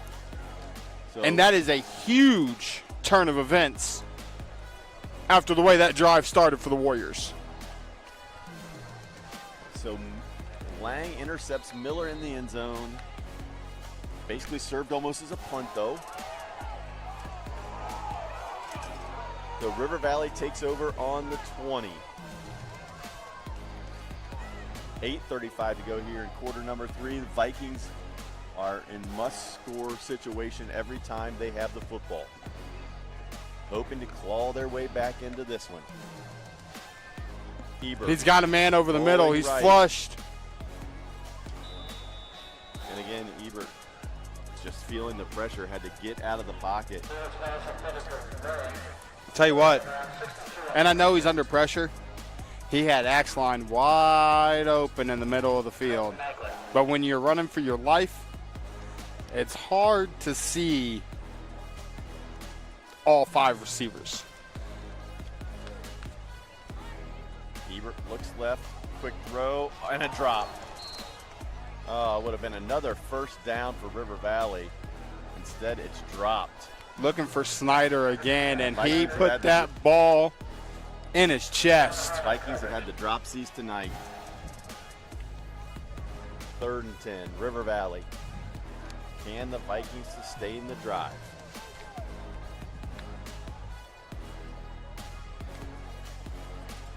Five men come on the rush. Over the middle, he's got a man. We're going to have a flag right here. It's going to be a defensive holding. Face mask. I think they're called face mask. It looked like you made the face mask. Personal foul face mask on on the defensive back. You saw it. I don't have the replay, but I seen him get handsy with him. He jammed him at the line. That's Bob Ping Miller. Must have got up into the face mask, trying to not allow. Well, again, fortunate that they did, because if not, that would have been a 20-second possession for River Valley. 3 pass plays, 3 incompletions. Instead, and it would have been a 3 and out. Penalty gives the Vikings a first down. Ball resting on the 35. 4 wide receivers to the tops. Ebert drops, looking. He's got a hole. Steps up and almost intercepted. Almost a great play by Zane Curry. That's that spy we've been talking about all night. Ebert rolled, he attacked. Ebert tried to get rid of it. He almost put it in Curry's palms. He got his hands up, almost was able to make the miraculous play. Great play again by Curry, but he's doing his job. He's doing his job. We talked about it before the game. The key to the game, slow down Ebert, and they've done just that. And they got him. Ontario jumps off sides. Free 5 for the Vikes. I tell you what, River Valley could have had that penalty about 8 to 10 times tonight if their line's paying attention. You see their coaching staff yelling at them all the time because Ontario will jump into the neutral zone. But they can get back as long as they don't touch you if you don't move. And River Valley hasn't moved at all tonight when Ontario's jumped. That time they didn't have to jump because he touched them. 2nd and 5. Ontario pass rush trying to Jennings in the backfield. go off the snap and get some pressure. Over middle caught. Makes a guy miss. Axline out to about the 45, down to about the 44-yard line. So again, Ebert to Axline. And here come that Vikings fast-paced Here comes offense. the tempo, and they got him offsides. Ontario not hustling back. Offsides. Are we going to have an offsides, or did Ontario get a timeout off? I'm not exactly sure. I heard whistles before the snap. Yep. Ontario just taking their time getting back to their side of the line of scrimmage. Vikings quickly snapped it and were able to get another free 5 yards. That's number 5 for the Warriors. Not exactly paying attention. Couldn't get back on his side of the ball. Yeah, just walking back.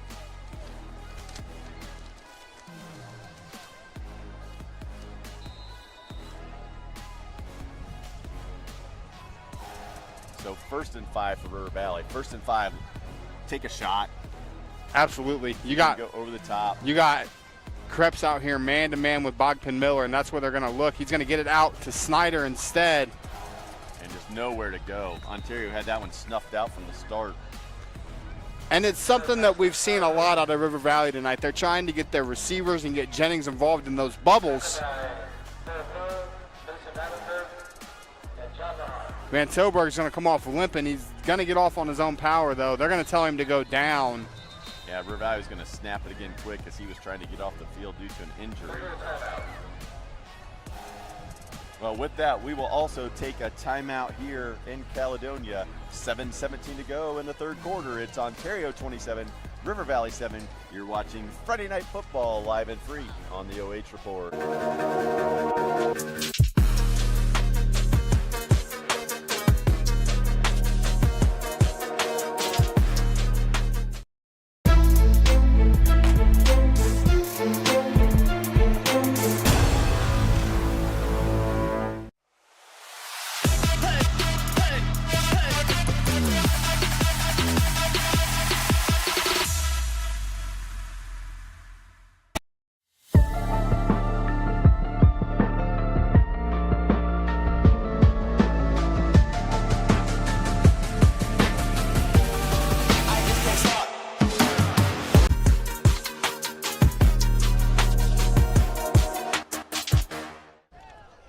Welcome back to River Valley. Mark Bollinger and Josh Banks here, bringing you all the action live and free on the OH Report. Special thanks to all of our sponsors for helping us out tonight, so people around Ohio and throughout the country can tune in if they want to check out this matchup of MOAC teams. Ontario leading 27-7, a little over 7 minutes to go in quarter number 3. Chase Ebert drops back, now he steps up. He throws and catch. Great catch, number 34. Carter Park. If I remember correctly, when we were here week 1, he was Ebert's favorite target. He had a couple nice catches there in week 1. That's his first target of the night. Little sideline route, got his toes down. Ebert, quick throw, deflected. So no interference, it was tipped at the line of scrimmage.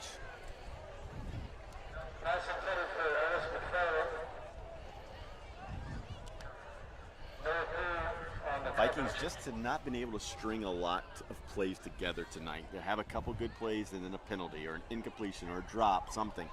They just haven't strung together an efficient drive. And it's because after they get a big completion or they get a positive game, they want to go fast. Unfortunately tonight, going fast has not worked. They've got a mismatch out here. They've only got 4. They got 4 receivers with 3 backs. Well, you talked about it. Ontario's changed up a little bit, playing some more zone now compared to the man-to-man they were playing early in the first half.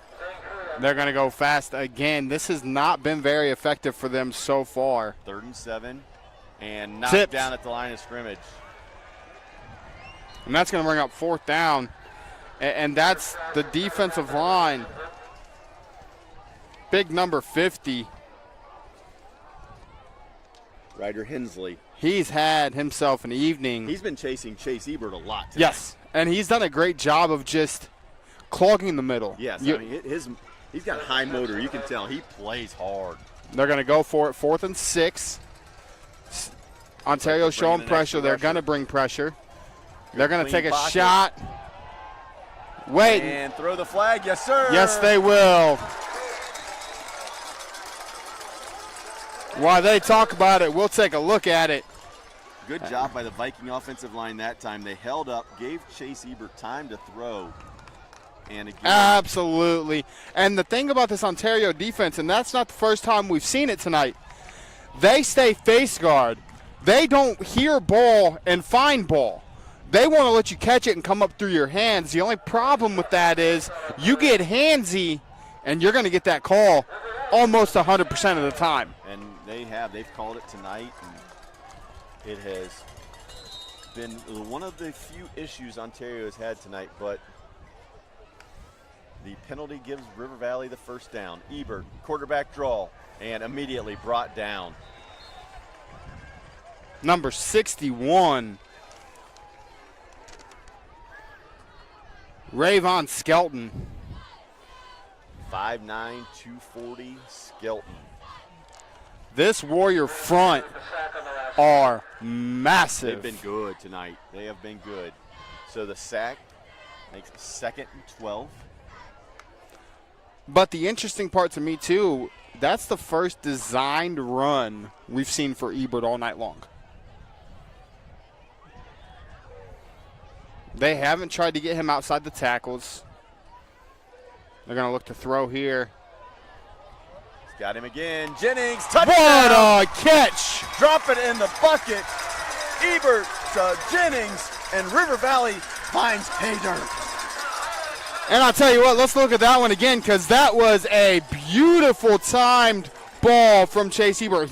That ball almost got tipped, by the way. He had pressure. He put that in the bread basket. But again, a little bit of time. Chase Ebert delivers a beautiful football. Jennings with the catch, and River Valley right back in it. And they're right back in the game. It's 27-14. We still got a quarter and a half to play. We were talking how you almost had the sense on the sidelines that it felt like this game was over, but yet, as we talked about during the commercial, even though it felt that way, River Valley's driving with a chance to get it to a 2-possession game. Well, and the big plus was they came out. Ontario had the decent kick return to the 40. They go 3 first downs in 4 plays, and then you just absolutely stop them completely, and you turn that 3 and out or that turnover on downs into a touchdown. That's a momentum shift if I've ever seen one for this River Valley sideline. Now they need their defense to step up again.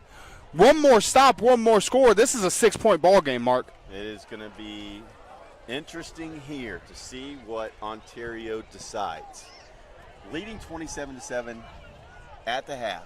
We came out, we saw some different formations. They came out and they were running more power to open up the second half.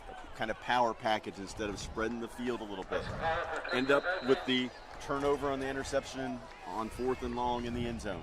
River Valley answers with a touchdown.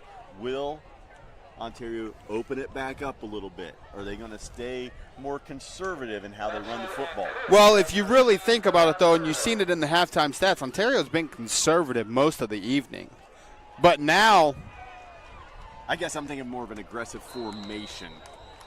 Go wide, go 4 wide, put Van Tilburg back there, kind of go back to that read option. Yeah, absolutely. Where you was successful the entire first half. You scored scored out of 4 or 5 possessions. Right, and that first possession, that second half, when you went to more of that power look, you brought all 11 guys in the box for River Valley instead of spreading them out. Well, and I think that's something that you have to do, and that's something that, you know, a lot of these other teams haven't done the last 2 weeks against River Valley is they've tried to play more of that power football. And when you try to play power football against this River Valley front, they are really good. When you spread them out and get them in space, that's where they struggle to make tackles. As a team, they tackle well. As individuals. And Miller's going to keep it. He gets right around the corner and almost broke loose for a big one. Shoestring tackle there. Gain of about 7. But a good play on first down there by Miller. I think the thing that's impressed me most about this young man tonight is his acceleration. He's got a burst. The way he goes from 0 to top speed is impressive. He has a burst. His change of speed and change of direction are elite. Handoff, left side, first down and more. I want to say that's Gavin Miller on the carry. Another first down. Their 4th of the half. But again, you've seen Ontario come back to spreading the field a little bit more. Still using the run game, but from that spread formation. 3 and 4 wide receivers. This time they're going to go back to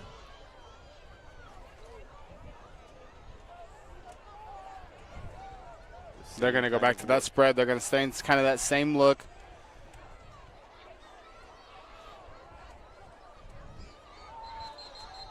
And a lot of confusion. Coach Eckert's going to have to call a timeout.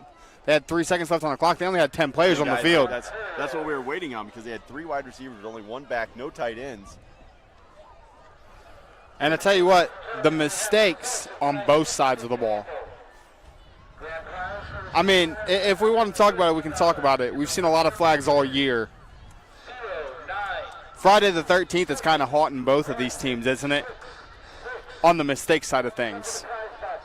I would not want to be in the film room as a player tomorrow morning and watching this, because, again, you're in week 4. By this point, as a coaching staff, especially with 2 teams that have been very successful so far, you don't want to see the mistakes that they're making tonight, where you're hurting yourself, and both sides have done it. Yeah, again, both sides near 10 penalties on the night here, and we're only in the 3rd quarter. Yeah. Just too many mistakes. You can't do that in big games. Gavin Miller going to get the carry again. We've seen a heavy dose of him ever since Van Tilburg went out earlier with the injury. I haven't seen him come back on the field. How much does that hurt this Ontario offense? Because he has a motor. Right. Gavin Miller's played well when he's got the opportunity tonight. And the big thing that goes with it, though, is you still have number 8 taking the snap. Makes it a little bit easier when you've got that guy back there. Yeah, man-to-man coverage up top again.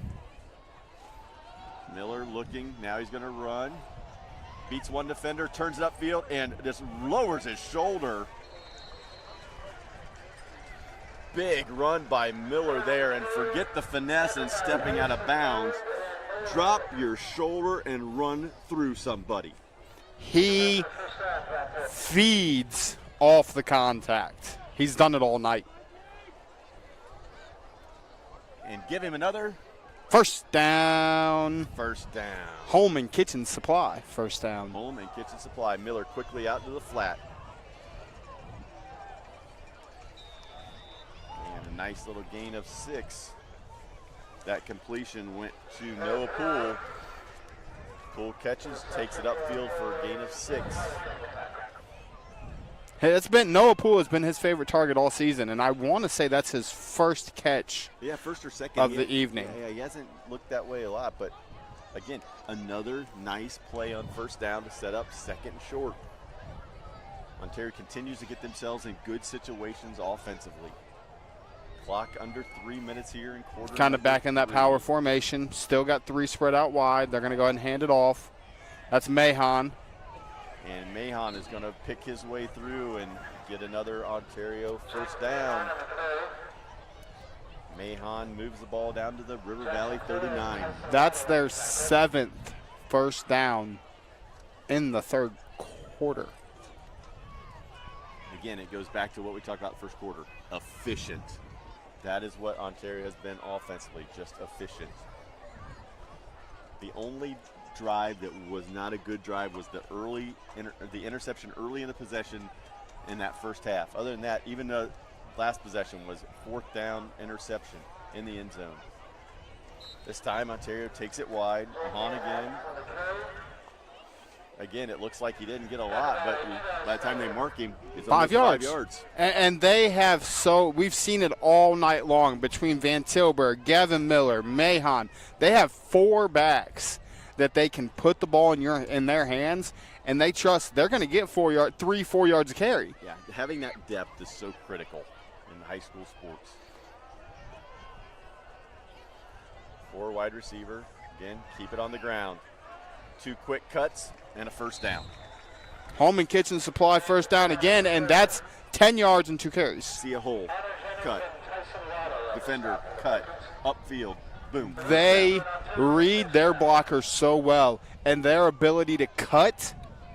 Every young man that has touched the ball for the Warriors tonight, whether that's Miller, whether that's Mahan, whether that's Van Tilburg, or even Bogpin Miller, their ability to cut is phenomenal. They do. They put their foot in the ground and change directions in a hurry. Gavin Miller in the backfield on the hip now. Now Gavin's going to get a chance. He breaks a tackle, pushes his way forward. He's going to get 4. Another gain of 3 or 4. Just churning the clock. We're under a minute to go here, quarter number 3. Ontario with a 27-14 lead, controlling the tempo and the football. I'm going to give him 3, 2nd and 7. But, hey, listen, you can run this down to almost inside of 20 seconds. I think that's what you're going to do. I would have thought they were going to run it down. And Bogpin's going to get outside. He's going to take it upfield. He's got a big hole and another first down. First down. Yeah, I thought they were going to take that play clock down under 25, and that would have been the last play of the quarter instead. Miller snaps it, rolls left, gets the first down. And with that, Ontario is going to gladly take this to the 4th quarter. So both teams are going to walk towards the sideline as the clock continues to roll here at River Valley High School. And that will be 3 quarters in the books. When we come back, it's going to be money time. After 3, it's Ontario 27, River Valley 14. You're watching Friday Night Football live and free on the OH Report.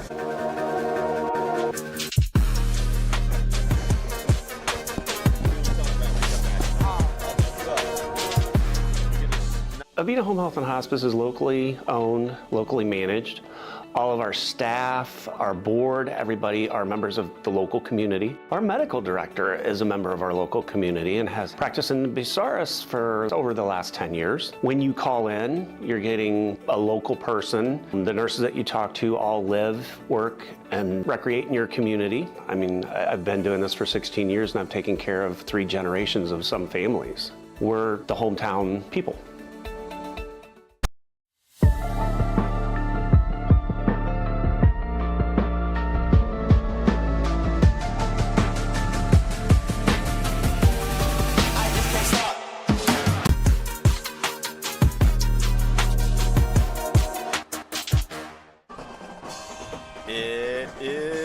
Money time, 4th quarter action, getting ready to get underway here in Caledonia at the home of River Valley.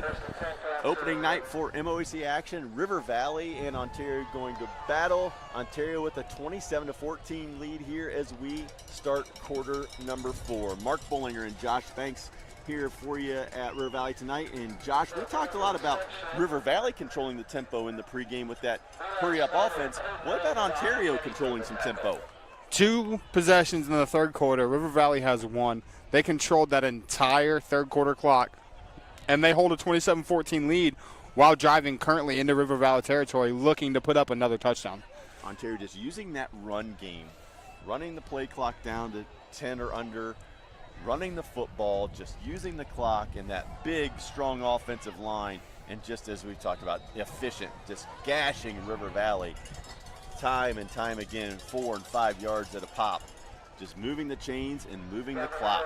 Well, and again, you're finding out about their depth. We haven't seen Mason Van Tilburg since the end of the first half, I want to say, maybe beginning of the 3rd quarter. Yep, 1 play in 3rd quarter. We haven't seen him run the ball since, and the depth has been there. Gavin Miller, Mahan's in the backfield now. They still have number 8 under center that can take off. Big 3rd and 6. Here. This is a huge stop for the Vikings if they can get it. 2 possession game. Vikings showing blitz. Miller rolls left. Quarterback run the whole way. Cut back. Bounces off of a defender or 2. He's going to be short. He's going to be short. But again, just the athleticism of Bogpin Miller makes it 4th and 2. not just the athleticism, Mark, but how about the toughness? We talk about Chase Ebert's toughness before the game. Bogdan Miller's shown us that he has that toughness as well. Because not only does he step on the field and play quarterback, but he's also one of the only guys they have out here playing press man on defense. Yeah, this is not a prima donna wide receiver going to Ohio State. This is a kid that he's tough. Ball's going to stay in his hands for this And River fourth Valley's down. waiting on it, And he they stop him on fourth down. And that is a huge turnover on downs for the Vikings. Now, here's Big play. Here's the thing about that, though. We haven't seen River Valley go the length of the field all night. They now have to go 92 yards for a touchdown, and they like to go fast. They want a shot to tie this game up. They're going to have to go fast. Well, Hayden Carnegie with the big play there gets the turnover on downs for River Valley. Under 10 minutes to go, River Valley needing 2 scores. Vikings come out 5 wide as expected. Ebert looks like he's calling an audible. Looks, fires, Snyder, catch, run, tries to break a tackle. And he's going to have a first down at the 20. 22-yard line. Snyder will take that all night. Quick We got gain some of extracurricular 14. going on again as this is getting chippy.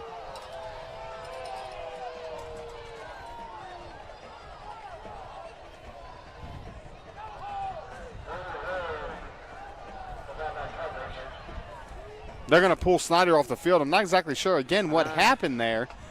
Again, you have both teams getting a little chippy with each other, a little extracurricular after the play. And, again, it's that the second person that does, it's the one that gets caught. Yeah, both teams look like they're jawing a little bit, but River Valley chance to get within a score. Ebert rolls left, throws across his body, catch made, up the field, quick, out of bounds.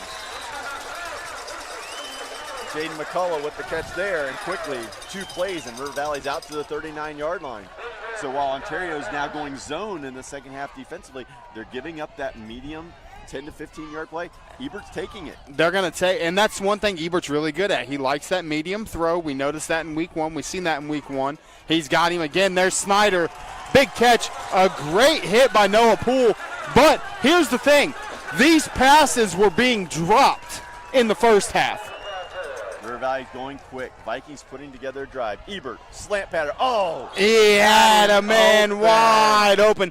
That might be a touchdown. If that ball's on the money to Hudson Pollock, that might be a touchdown.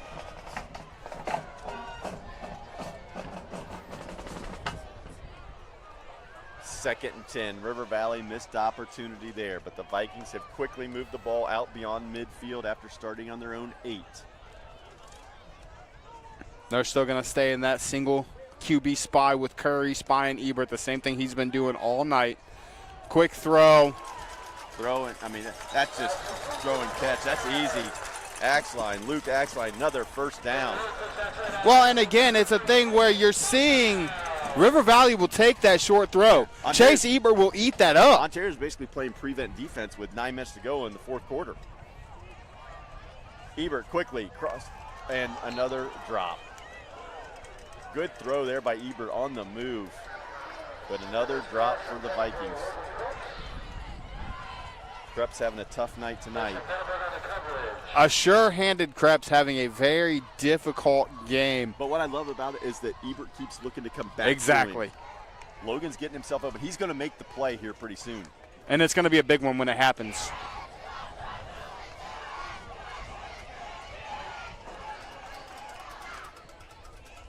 Five wide again, same formation they've been in all night. Ebert's got a almost picked up off the ground. That's Pollock again. Oh, it's Ty Manette. Sorry, Ty Manette. Again, another great throw by Chase Ebert, just a little bit low. Couldn't quite get his hands underneath it to pull it up to him. But Ebert's making great reads right now. They're bringing pressure, but they're playing zone. Ontario looks again to be rushing with 4. Ebert checking the sideline. Again, 3rd and 10. Ball on the 38-yard line. Unaccounted for. Blitzer almost Bogpen Miller almost made a great diving catch there, but Ebert did not have no time there. Well, that's one of the first times we've seen that tonight. They brought an extra blitzer. They've been rushing 4. They brought an extra rush there right up the middle. Ebert had no time to get rid of that thing. Landon Sowards came from his outside linebacker spot untouched through the River Valley line. So big 4th down here. 9:04 to go. This could potentially decide the game. Yeah, Vikings down 13, and Coach Waddell agrees. They're going to make sure they're dialing up the play that they want. Let's stay here. We'll keep it right here, absolutely. So 9:04 to go. Ontario leads River Valley 27-14. Vikings facing 4th and 10 on the Ontario 38-yard line. Go down there in the mind of Coach Waddle. What's your play call right here? I am guessing they're going to come out 5 wide.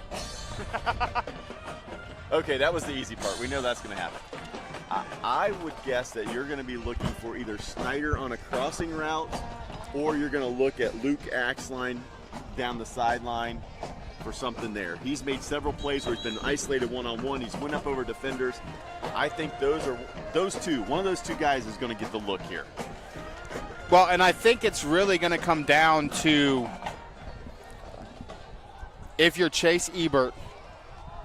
Axline's got Bogpen Miller down here one-on-one with him. A little different. How exciting of a matchup is that from what we've seen? Not matched up with Miller earlier. Ebert pump fake, steps. Now they try, and that's what they were looking for. They were looking for Axline out there one-on-one, but a little bit different matchup this time. Bogpen Miller had rotated over. He was the one isolated with Luke Axline. Pressure up the middle. Ebert gets rid of it, overthrows him. Turnover on downs. And the big thing we've seen so far, and I've really noticed here in the second half, Bogpen Miller only comes out here and plays defense on big downs. 3rd and long, 3rd and short, 4th down. He's out here, and he's been on the go-to receiver all night. Luke Axline catches the touchdown in the first half, has a couple big catches on that drive, so that's who they send Bogpen Miller out to play one-on-one. Our best against your best. Let's see who wins. Well, and we've talked all night about the athleticism of Bogpen Miller, and that's taking nothing away from Luke Axline because he made some great athletic plays on his own, but that's just a tough matchup. The River Valley turns it over on downs. We're under 9 minutes to go. Look for Ontario to just grind this thing out. And there's that man again. That's Van Tilburg back in the game. Van Tilburg comes in, 1 touch, 10 yards, 1st down for the Warriors. The ground game has been impressive tonight for Ontario. Van Tilburg will check out of the game. Gave it a go, got himself a 1st down. Now he's going to head back to the sideline, talk to the training staff. Under 8.5. Ontario in no rush here. Play clock down under 10. Handoff up the middle, huge hole. Gavin Miller there, and Gavin Miller was to the secondary before he was touched. Home and Kitchen Supply, 1st down, something we've called a lot for the Warriors here in the second half. Yeah, they've been a few holding penalties and some things like that, but the Ontario offensive line has had a great night tonight, just creating monstrous holes. Well, and here's the thing. As an offensive lineman, you love it when your quarterback makes quick decisions, number one, because pass blocking is one of the hardest things to do. So when you're a run-heavy offense like they are, as Gavin Miller's got another huge hole to run through, ball comes out. Looks like River Valley's going to come up with it. They got it. Well, that's what they needed. At a time when Ontario was in full command, River Valley gets the 3rd turnover of the night. And if you had told me in pregame River Valley would force 3 turnovers, I'd probably said River Valley's going to win. Most of the time when you win the turnover battle, you win the game. And they've won it so far tonight 3-1. They're down 2 scores. Their offensive production just hasn't been what we're used to. Normally we're talking about River Valley struggling on the defensive side of things. They're putting up points. Tonight, they're playing great defense. They've held this Ontario team to 27 points. They just haven't been able to score with them. Yeah, both these offenses came in around, we're averaging around 33 points a game. Vikings sitting at 14, looking for more. Ebert looks, batted down. Second time it's been batted down tonight. We're going to have a flag. Illegal shift on River Valley. As that was big number 62. 61 again. That was Rayvon Skelton again. They decline the penalty, take the incompletion, so 2nd and 10. The clock is a factor. We're under 8 minutes to go. The clock is a factor.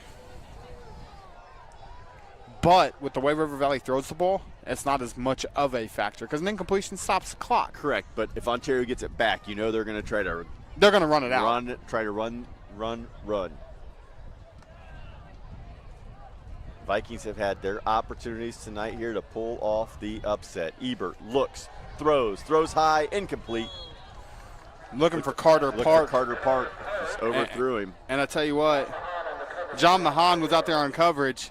Carter Park's, I want to say 5'7", maybe 5'8". I don't know what they have him listed at on the roster. 5'9". John Mahan's 6'3". Little bit of a mismatch there. That overthrow was almost costly.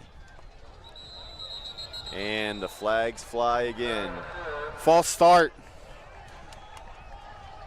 If you're Coach Waddle, the penalties have to be your focus. That's their 11th penalty of the night. And they're all mental mistakes. You're the offensive line. You know the cadence. Well, and on that, you go back-to-back plays with penalties. It's just that Ontario declined it. Here comes the blitz. Ebert hit as he throws and overthrown. Ontario brought a blitzer off the right edge. Got to Ebert just as he threw it. Ebert didn't see that one coming. And it's 4th and 15, but River Valley has no choice. They've got to go for it here. And well, looks like they're going to bring Hudson Pollock out to punt it. If I'm Ontario, I'm playing this safe. I'm playing prevent. I'm sending 2 back. I'm not sure I'd have. I don't understand why I wouldn't put 2 guys back. I'm going to send 2 guys back. I'm going to play man-to-man, as that's going to be another phenomenal punt. As guess who's back to catch it? He literally does it all. As he fair catches the punt. I seen him signal. He did signal. So with that, we will take a quick timeout and bring it right back. 7:30 to go here at River Valley. It's Ontario 27, River Valley 14. You're watching Friday Night Football on the OH Report.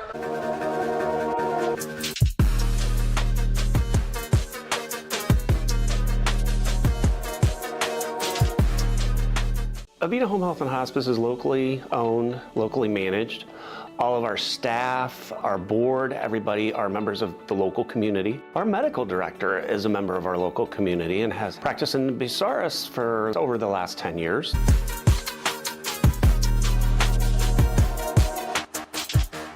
Welcome back to River Valley. Mark Bullinger and Josh Banks bringing you the play-by-play action here in quarter number 4. Ontario trying to finish off River Valley here on opening night of MOAC action.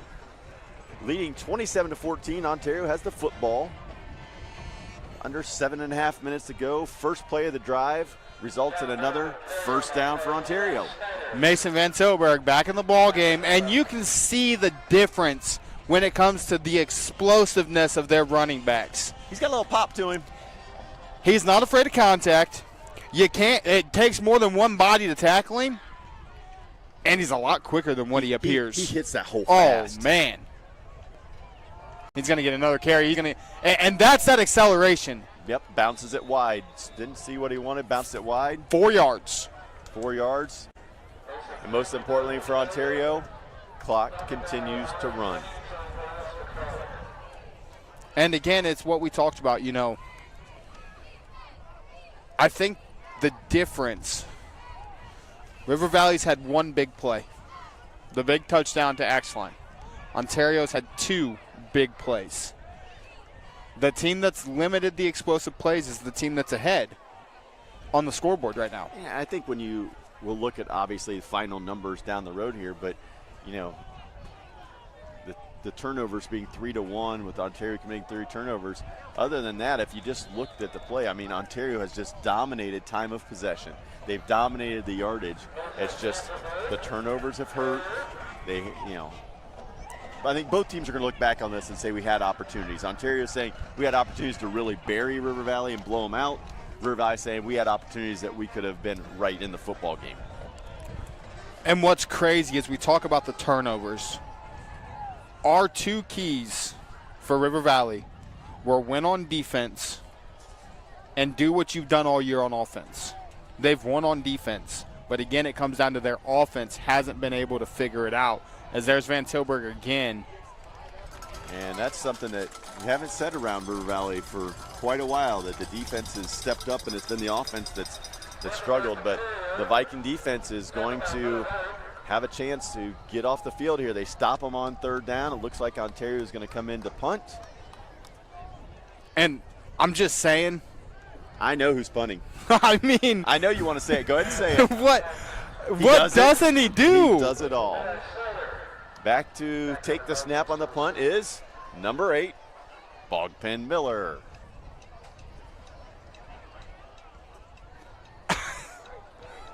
To the sideline, fielded and brought down immediately. So Miller gets off about a 30, 35-yarder, and River Valley will take over possession. 4:47 to go. The only thing he hasn't done tonight, there's 2 things he hasn't done tonight. He hasn't called a pass yet, and he hasn't kicked a field goal yet. We still have 4:47 to go. I'm just saying. They have the athletes. I'm surprised it's 27-14. That's why we haven't seen any wrinkles yet. Yeah. Chase Desperate Ebert. times for River Valley. They have to get a touchdown. And Ebert running for his life. Avoids the first 2. Gets hit, just throws it out of bounds. And Ebert comes up limping a little bit. That is not what you want to see as a River Valley fan. Walk that off, Chase. And here's Chase trying to outrun 4 guys. That's what I was going to say. You've got 5 down linemen. Ontario didn't bring any extra pressure. What they're doing, and you'll see it, what they're doing is they're taking their ends, and their ends are wide. They're beating the tackles around the edge. The tackles' steps aren't quick enough to stop the ends from getting the corner. They're taking a wide angle. And funneling him right to the spies. Good Great ball, catch. good throw and catch. Eli Snyder.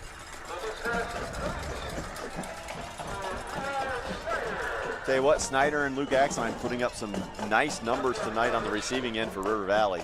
Other than Carter Park having 1 reception, and I'll double check this, I'm pretty sure every completion has been to either Axline or Snyder other than 1 to Carter Park.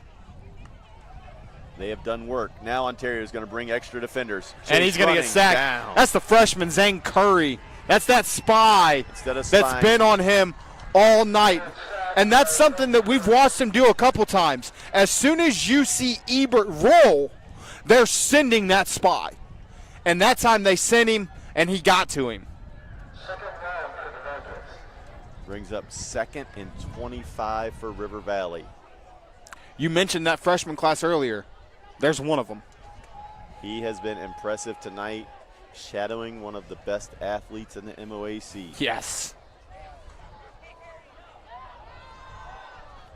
River Valley again, empty backfield, 5 wide, 4 guys, quick throw, and Are they going to throw the flag? They're going to, that was. I think it was a good call, but we'll take a look at it. The replay. I think it was well timed. Yeah. Good play by the defender. That's a great play by the Ontario defender, number 16, I'm sorry. Sorry, our papers are blowing up here. Grady Muncie, the junior. Well timed by Grady as we're going to have a timeout. Timeout River Valley. Say we're going to get try to get some score updates here for you guys. Some score updates. Gallion's offense this year. Clear Fork got their first win of the year last year, 27-7 over Lexington. Gallion put up 41 points tonight at the Colt Corral and beat Clear Fork 41-21.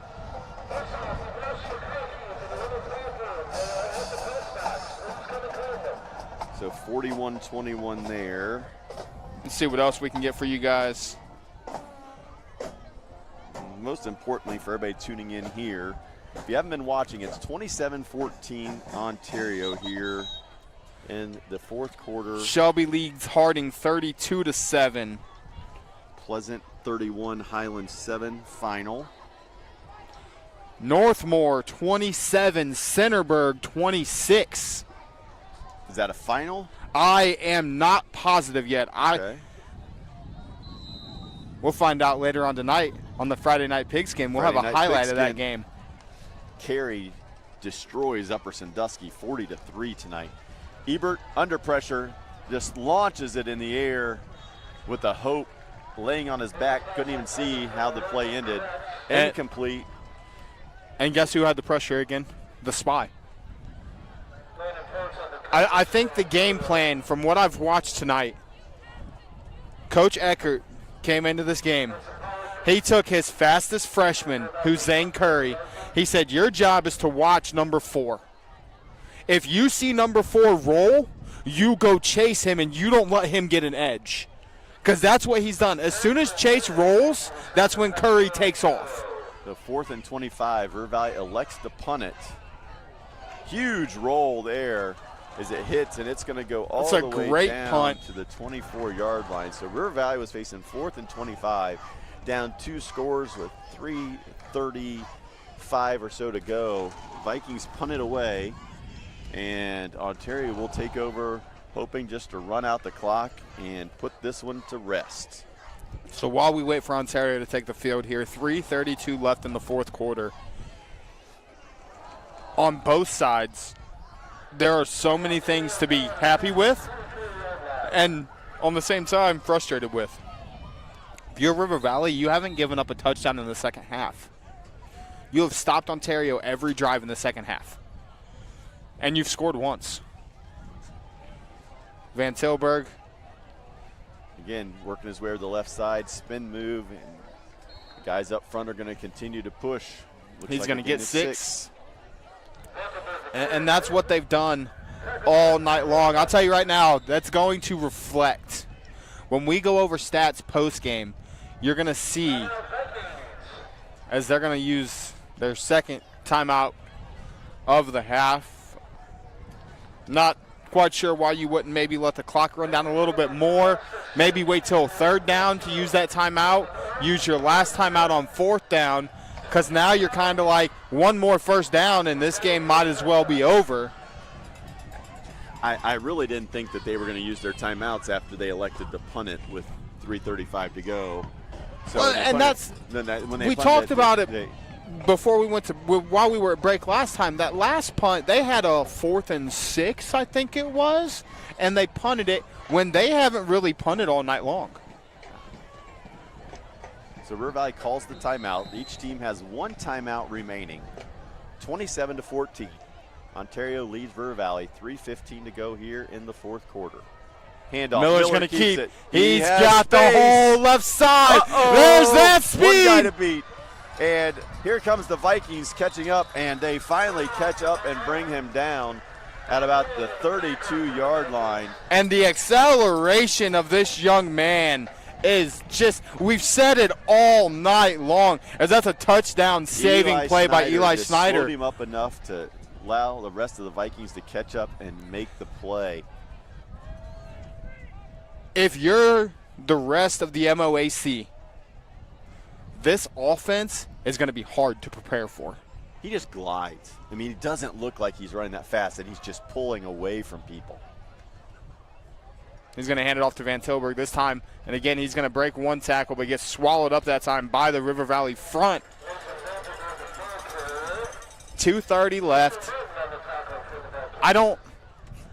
if they break off a run here from 33 yards out, they'll score. Other than that, I don't see them trying to punch it in the end zone. I think, yeah, one more first down and take a knee. You definitely don't want to get somebody hurt in this situation. If Van Tilburg or Bogpin break off a big run, let them go. Oh, absolutely. Other than that, you're not trying to score right now. Yeah. Listen, you came into this game knowing this is River Valley, right? They're not going to lay down, and they have not laid down all night. As Van Tilburg is going to again take another one, and he's just going to keep fighting. He's going to get 3, maybe 4. And River Valley takes the timeout. They're going to take their So last River Valley timeout. use their final timeout of the night here. 3rd and 5, I guess, kind of thinking, hey, if we stop them one more time, we can maybe get the ball back. Again, still not trust your offense a little bit more, I would say. I think the other big surprise to me is, and we'll see it when we see the stats at the end of the game, River Valley has only handed the ball off once, maybe twice tonight. I'm not even sure if They did. They did in the beginning when Ebert had to come out. They handed it off to Jennings, Yep. and I think Ebert handed it off to him once. Quarterback handed off to Jennings, and then Ebert I think handed it off to him once, and then Ebert had the design quarterback draw. They've had 3 design rushing other than that, attempts. they tried to throw a couple little passes to the flat to get Jennings some touches quick. But River Valley's out of timeout, so I would think that Ontario's going to keep the ball on the ground here. First down ends the game, essentially. You need 5 yards. You got Mahon in the backfield, left hip of Miller. Bogpin's going to keep it, and he's definitely going to get that first down. That's going to be enough for the first down. Bogpin Miller doing what he's done all night. They're going to check the spot. They're going to give it to him. Now they're going to give it to him. So a gain of with 5. that, Ontario is going to be able to run out the clock and secure their 4th victory of the season, but most importantly, victory number 1 in their quest for a conference championship. And again, I've said it from day one, this River Valley team has a ton of talent. Their defense stepped up tremendously tonight. But we did not see any form of a rushing attack. So when you come into a game as a coach, as a head coach and Coach Eckert and a defensive coordinator over there on the Ontario sideline, and you see a team that, hey, these guys aren't going to run the ball, and we watched Ashland send 3 at them and get pressured on Chase, we are athletic enough to where we can put 4 guys down on the line of scrimmage, have our middle linebacker spy Chase, and shut down the ground game. I don't know, and I'll double-check stats and give an accurate number here, but I don't know that Chase Ebert has a positive yard rushing on the evening. And I think that's the biggest difference in Ontario's game plan compared to Ashland is against Ashland and others, Chase has been able to make plays out of the pocket and create, where tonight, as you talked about, they kept those defensive ends wide, funneled him to the middle. They did not allow him to get to the outside where he is so dangerous. And that is going to wrap it up from River Valley as the clock rolls down to 0. Your final score, Ontario 27, River Valley 14. We'll be back for the post-game show here live from River Valley. You're watching Friday Night Football on Friday the 13th, live and free on the OH Report.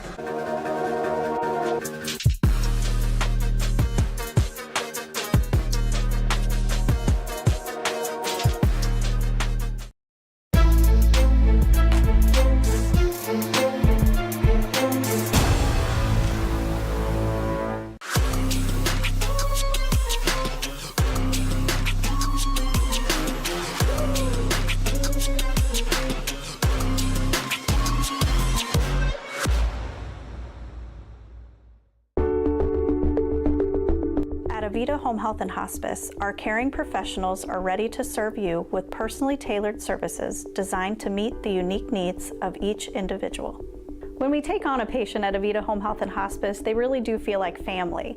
So when we take care of our family, we want to take care of the whole person. So we take care of them from our nurses, our aides, our physical, occupational, and speech therapists, but we also have people that tend to their hearts. So we have social workers, we have chaplains, and people that can help with the emotional side of their care. At Avita Home Health and Hospice, we have a dedicated team that takes care of you. Caring for the whole person is our promise to you. From social and emotional well-being to the way the patient relates to their loved ones, we treat your family like our family. Serving patients and their families wherever they call home, including assisted living facilities and nursing homes. Call 1-800-4NURSES to see if Avita can help administer your plan of custom care. Are you looking for a solid career, job security, great pay, and rapid advancement? An important role with a global leader that invests in state-of-the-art technology, develops world-class solutions, and is committed to a cleaner tomorrow? Yeah, we have just what you're looking for.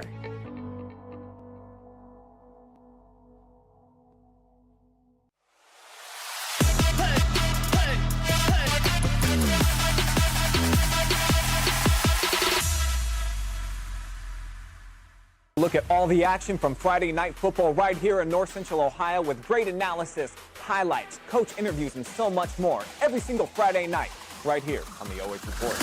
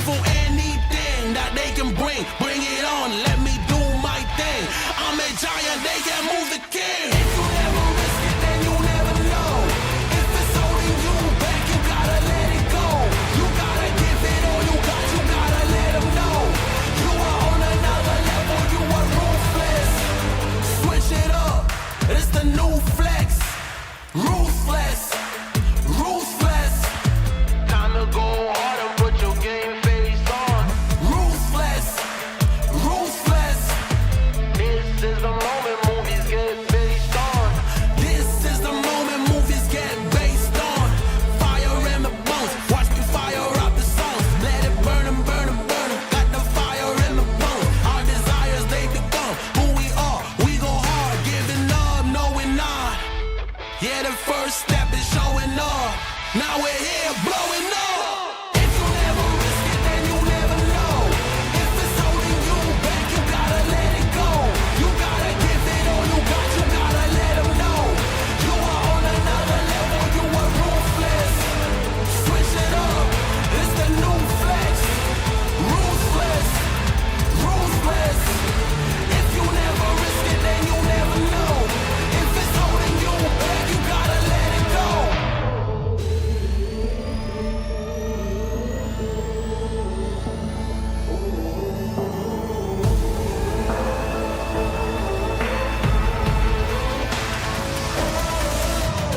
Yeah, the first step is showing up, now we're here. Yeah, the first step is showing up, hear them cheer. Yeah, the first step is showing up, now we're here. We're blowing up, hear them cheer. If you never risk it, then you never know. If it's holding you back, you gotta let it go. You gotta give it all you got, you gotta let them know. You are on another level, you are ruthless. Switch it up, it's the new flex. Ruthless, ruthless. If you never risk it, then you never know. Ruthless, ruthless. Give it all you got, you gotta let them know. You are on another level, you are ruthless. Switch it up, it's the new flex. Ruthless, ruthless.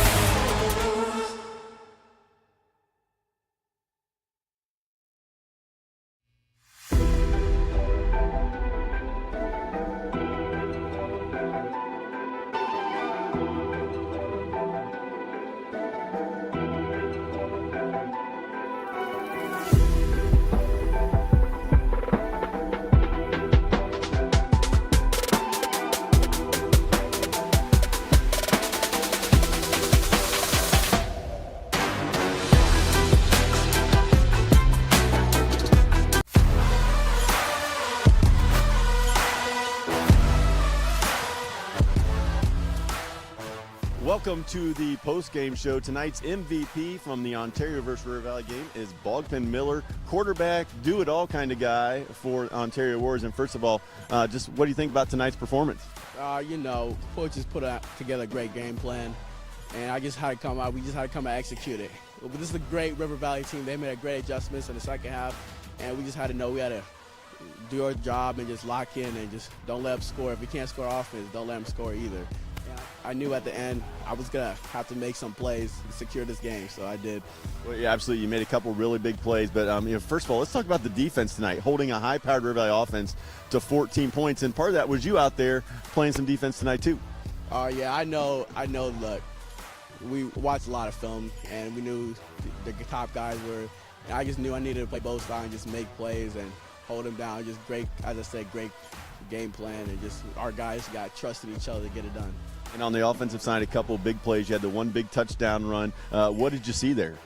I know my talents. I know I got speed. And I was supposed to read that end guy, and he came in.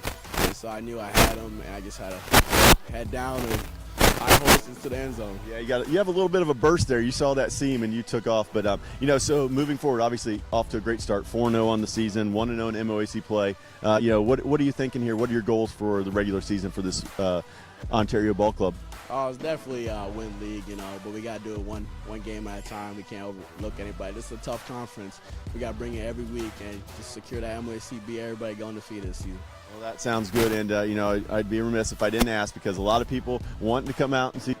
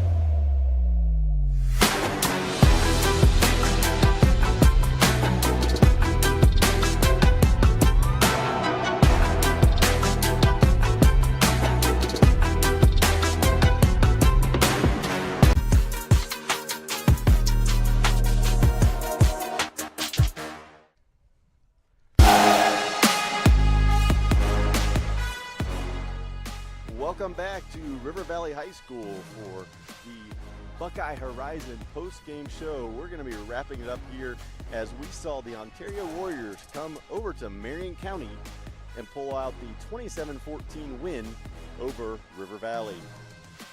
Dominant performance by the Warriors on the ground. You're going to see that as I pull up the stats here for post-game. 18-7 in the first down column. 347 yards on the ground for the Warriors. 69 yards through the air. They go for 416 total yards. 10 penalties, though, for 120 yards and 3 turnovers. Flip that to the other side. River Valley, I want to say they had 10 first downs. I don't think that's accurate. Give them 10 first downs. But again, something we talked about there at the end of the game, they only had 4 yards rushing on the evening. 253 yards through the air for 257 yards total. 9 penalties, so they only had 1 penalty in the second half for 90 yards and only 1 turnover.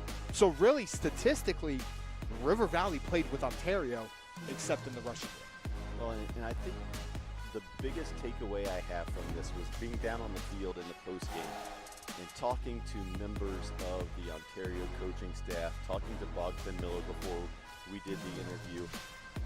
The respect that they had for Chase Ebert. They talked about game planning because of how good this River Valley Ball Club was, and they were so concerned about Chase Ebert and the damage that he can do that they knew coming in it was going to be a battle. And even though they walked out of here 27-14, some people were like, oh, closer than it should have been. They knew how good River Valley was and how good Chase Ebert is, and they're happy with that win, getting out of here 4-0, 1-0 in the MOAC. And I think that's a big thing to look at, too. If you're River Valley and Coach Waddle, you have a young man on your squad that these teams have to prepare for. They have to know they can stop him, and Ontario did that tonight. Again, 4 yards rushing. He threw for 253.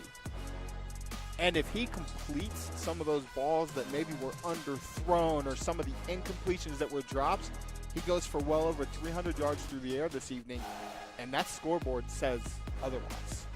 Well, it was a good one. I mean, that's the thing is we had another outstanding ball game tonight. We had one the first time we were here in week 1, River Valley versus Ashland, and I'm sure next week we will maybe see another one. So as we continue on in MOAC play, Ontario jumps out, gets their first win. They're 1-0. River Valley falls to 2-2 overall and 0-1 in the Mid-Ohio Athletic Conference. Josh, any final thoughts before we wrap it up? Tell you what, there was a lot of good football tonight, a lot of upsets tonight. If anybody that's watching is curious about what went on in our local area, at about 11:30, I'm going to head back to the studio. Me, Brian, Travis, and a bunch of the guys are going to put on the Friday Night Pigskin. Tune in. I'll have highlights from this game. I'll have a top play nominee from this game. I'll have a phenom from this game. And we had 6 live streams tonight. And we're going to have 3 highlights that we did, including, upset alert, the Mohawk Warriors knock off the Colonel Crawford Eagles by a final of 35-7. Well, that's one of those where high school football, 14 to 18-year-old kids playing, you better show up every week because you just never know what's going to happen. So that's going to wrap it up here from River Valley. For Josh Banks, I'm Mark Bollinger. Thanks for tuning in. Once again, our final score, Ontario 27, River Valley 14. Have a great night, everybody.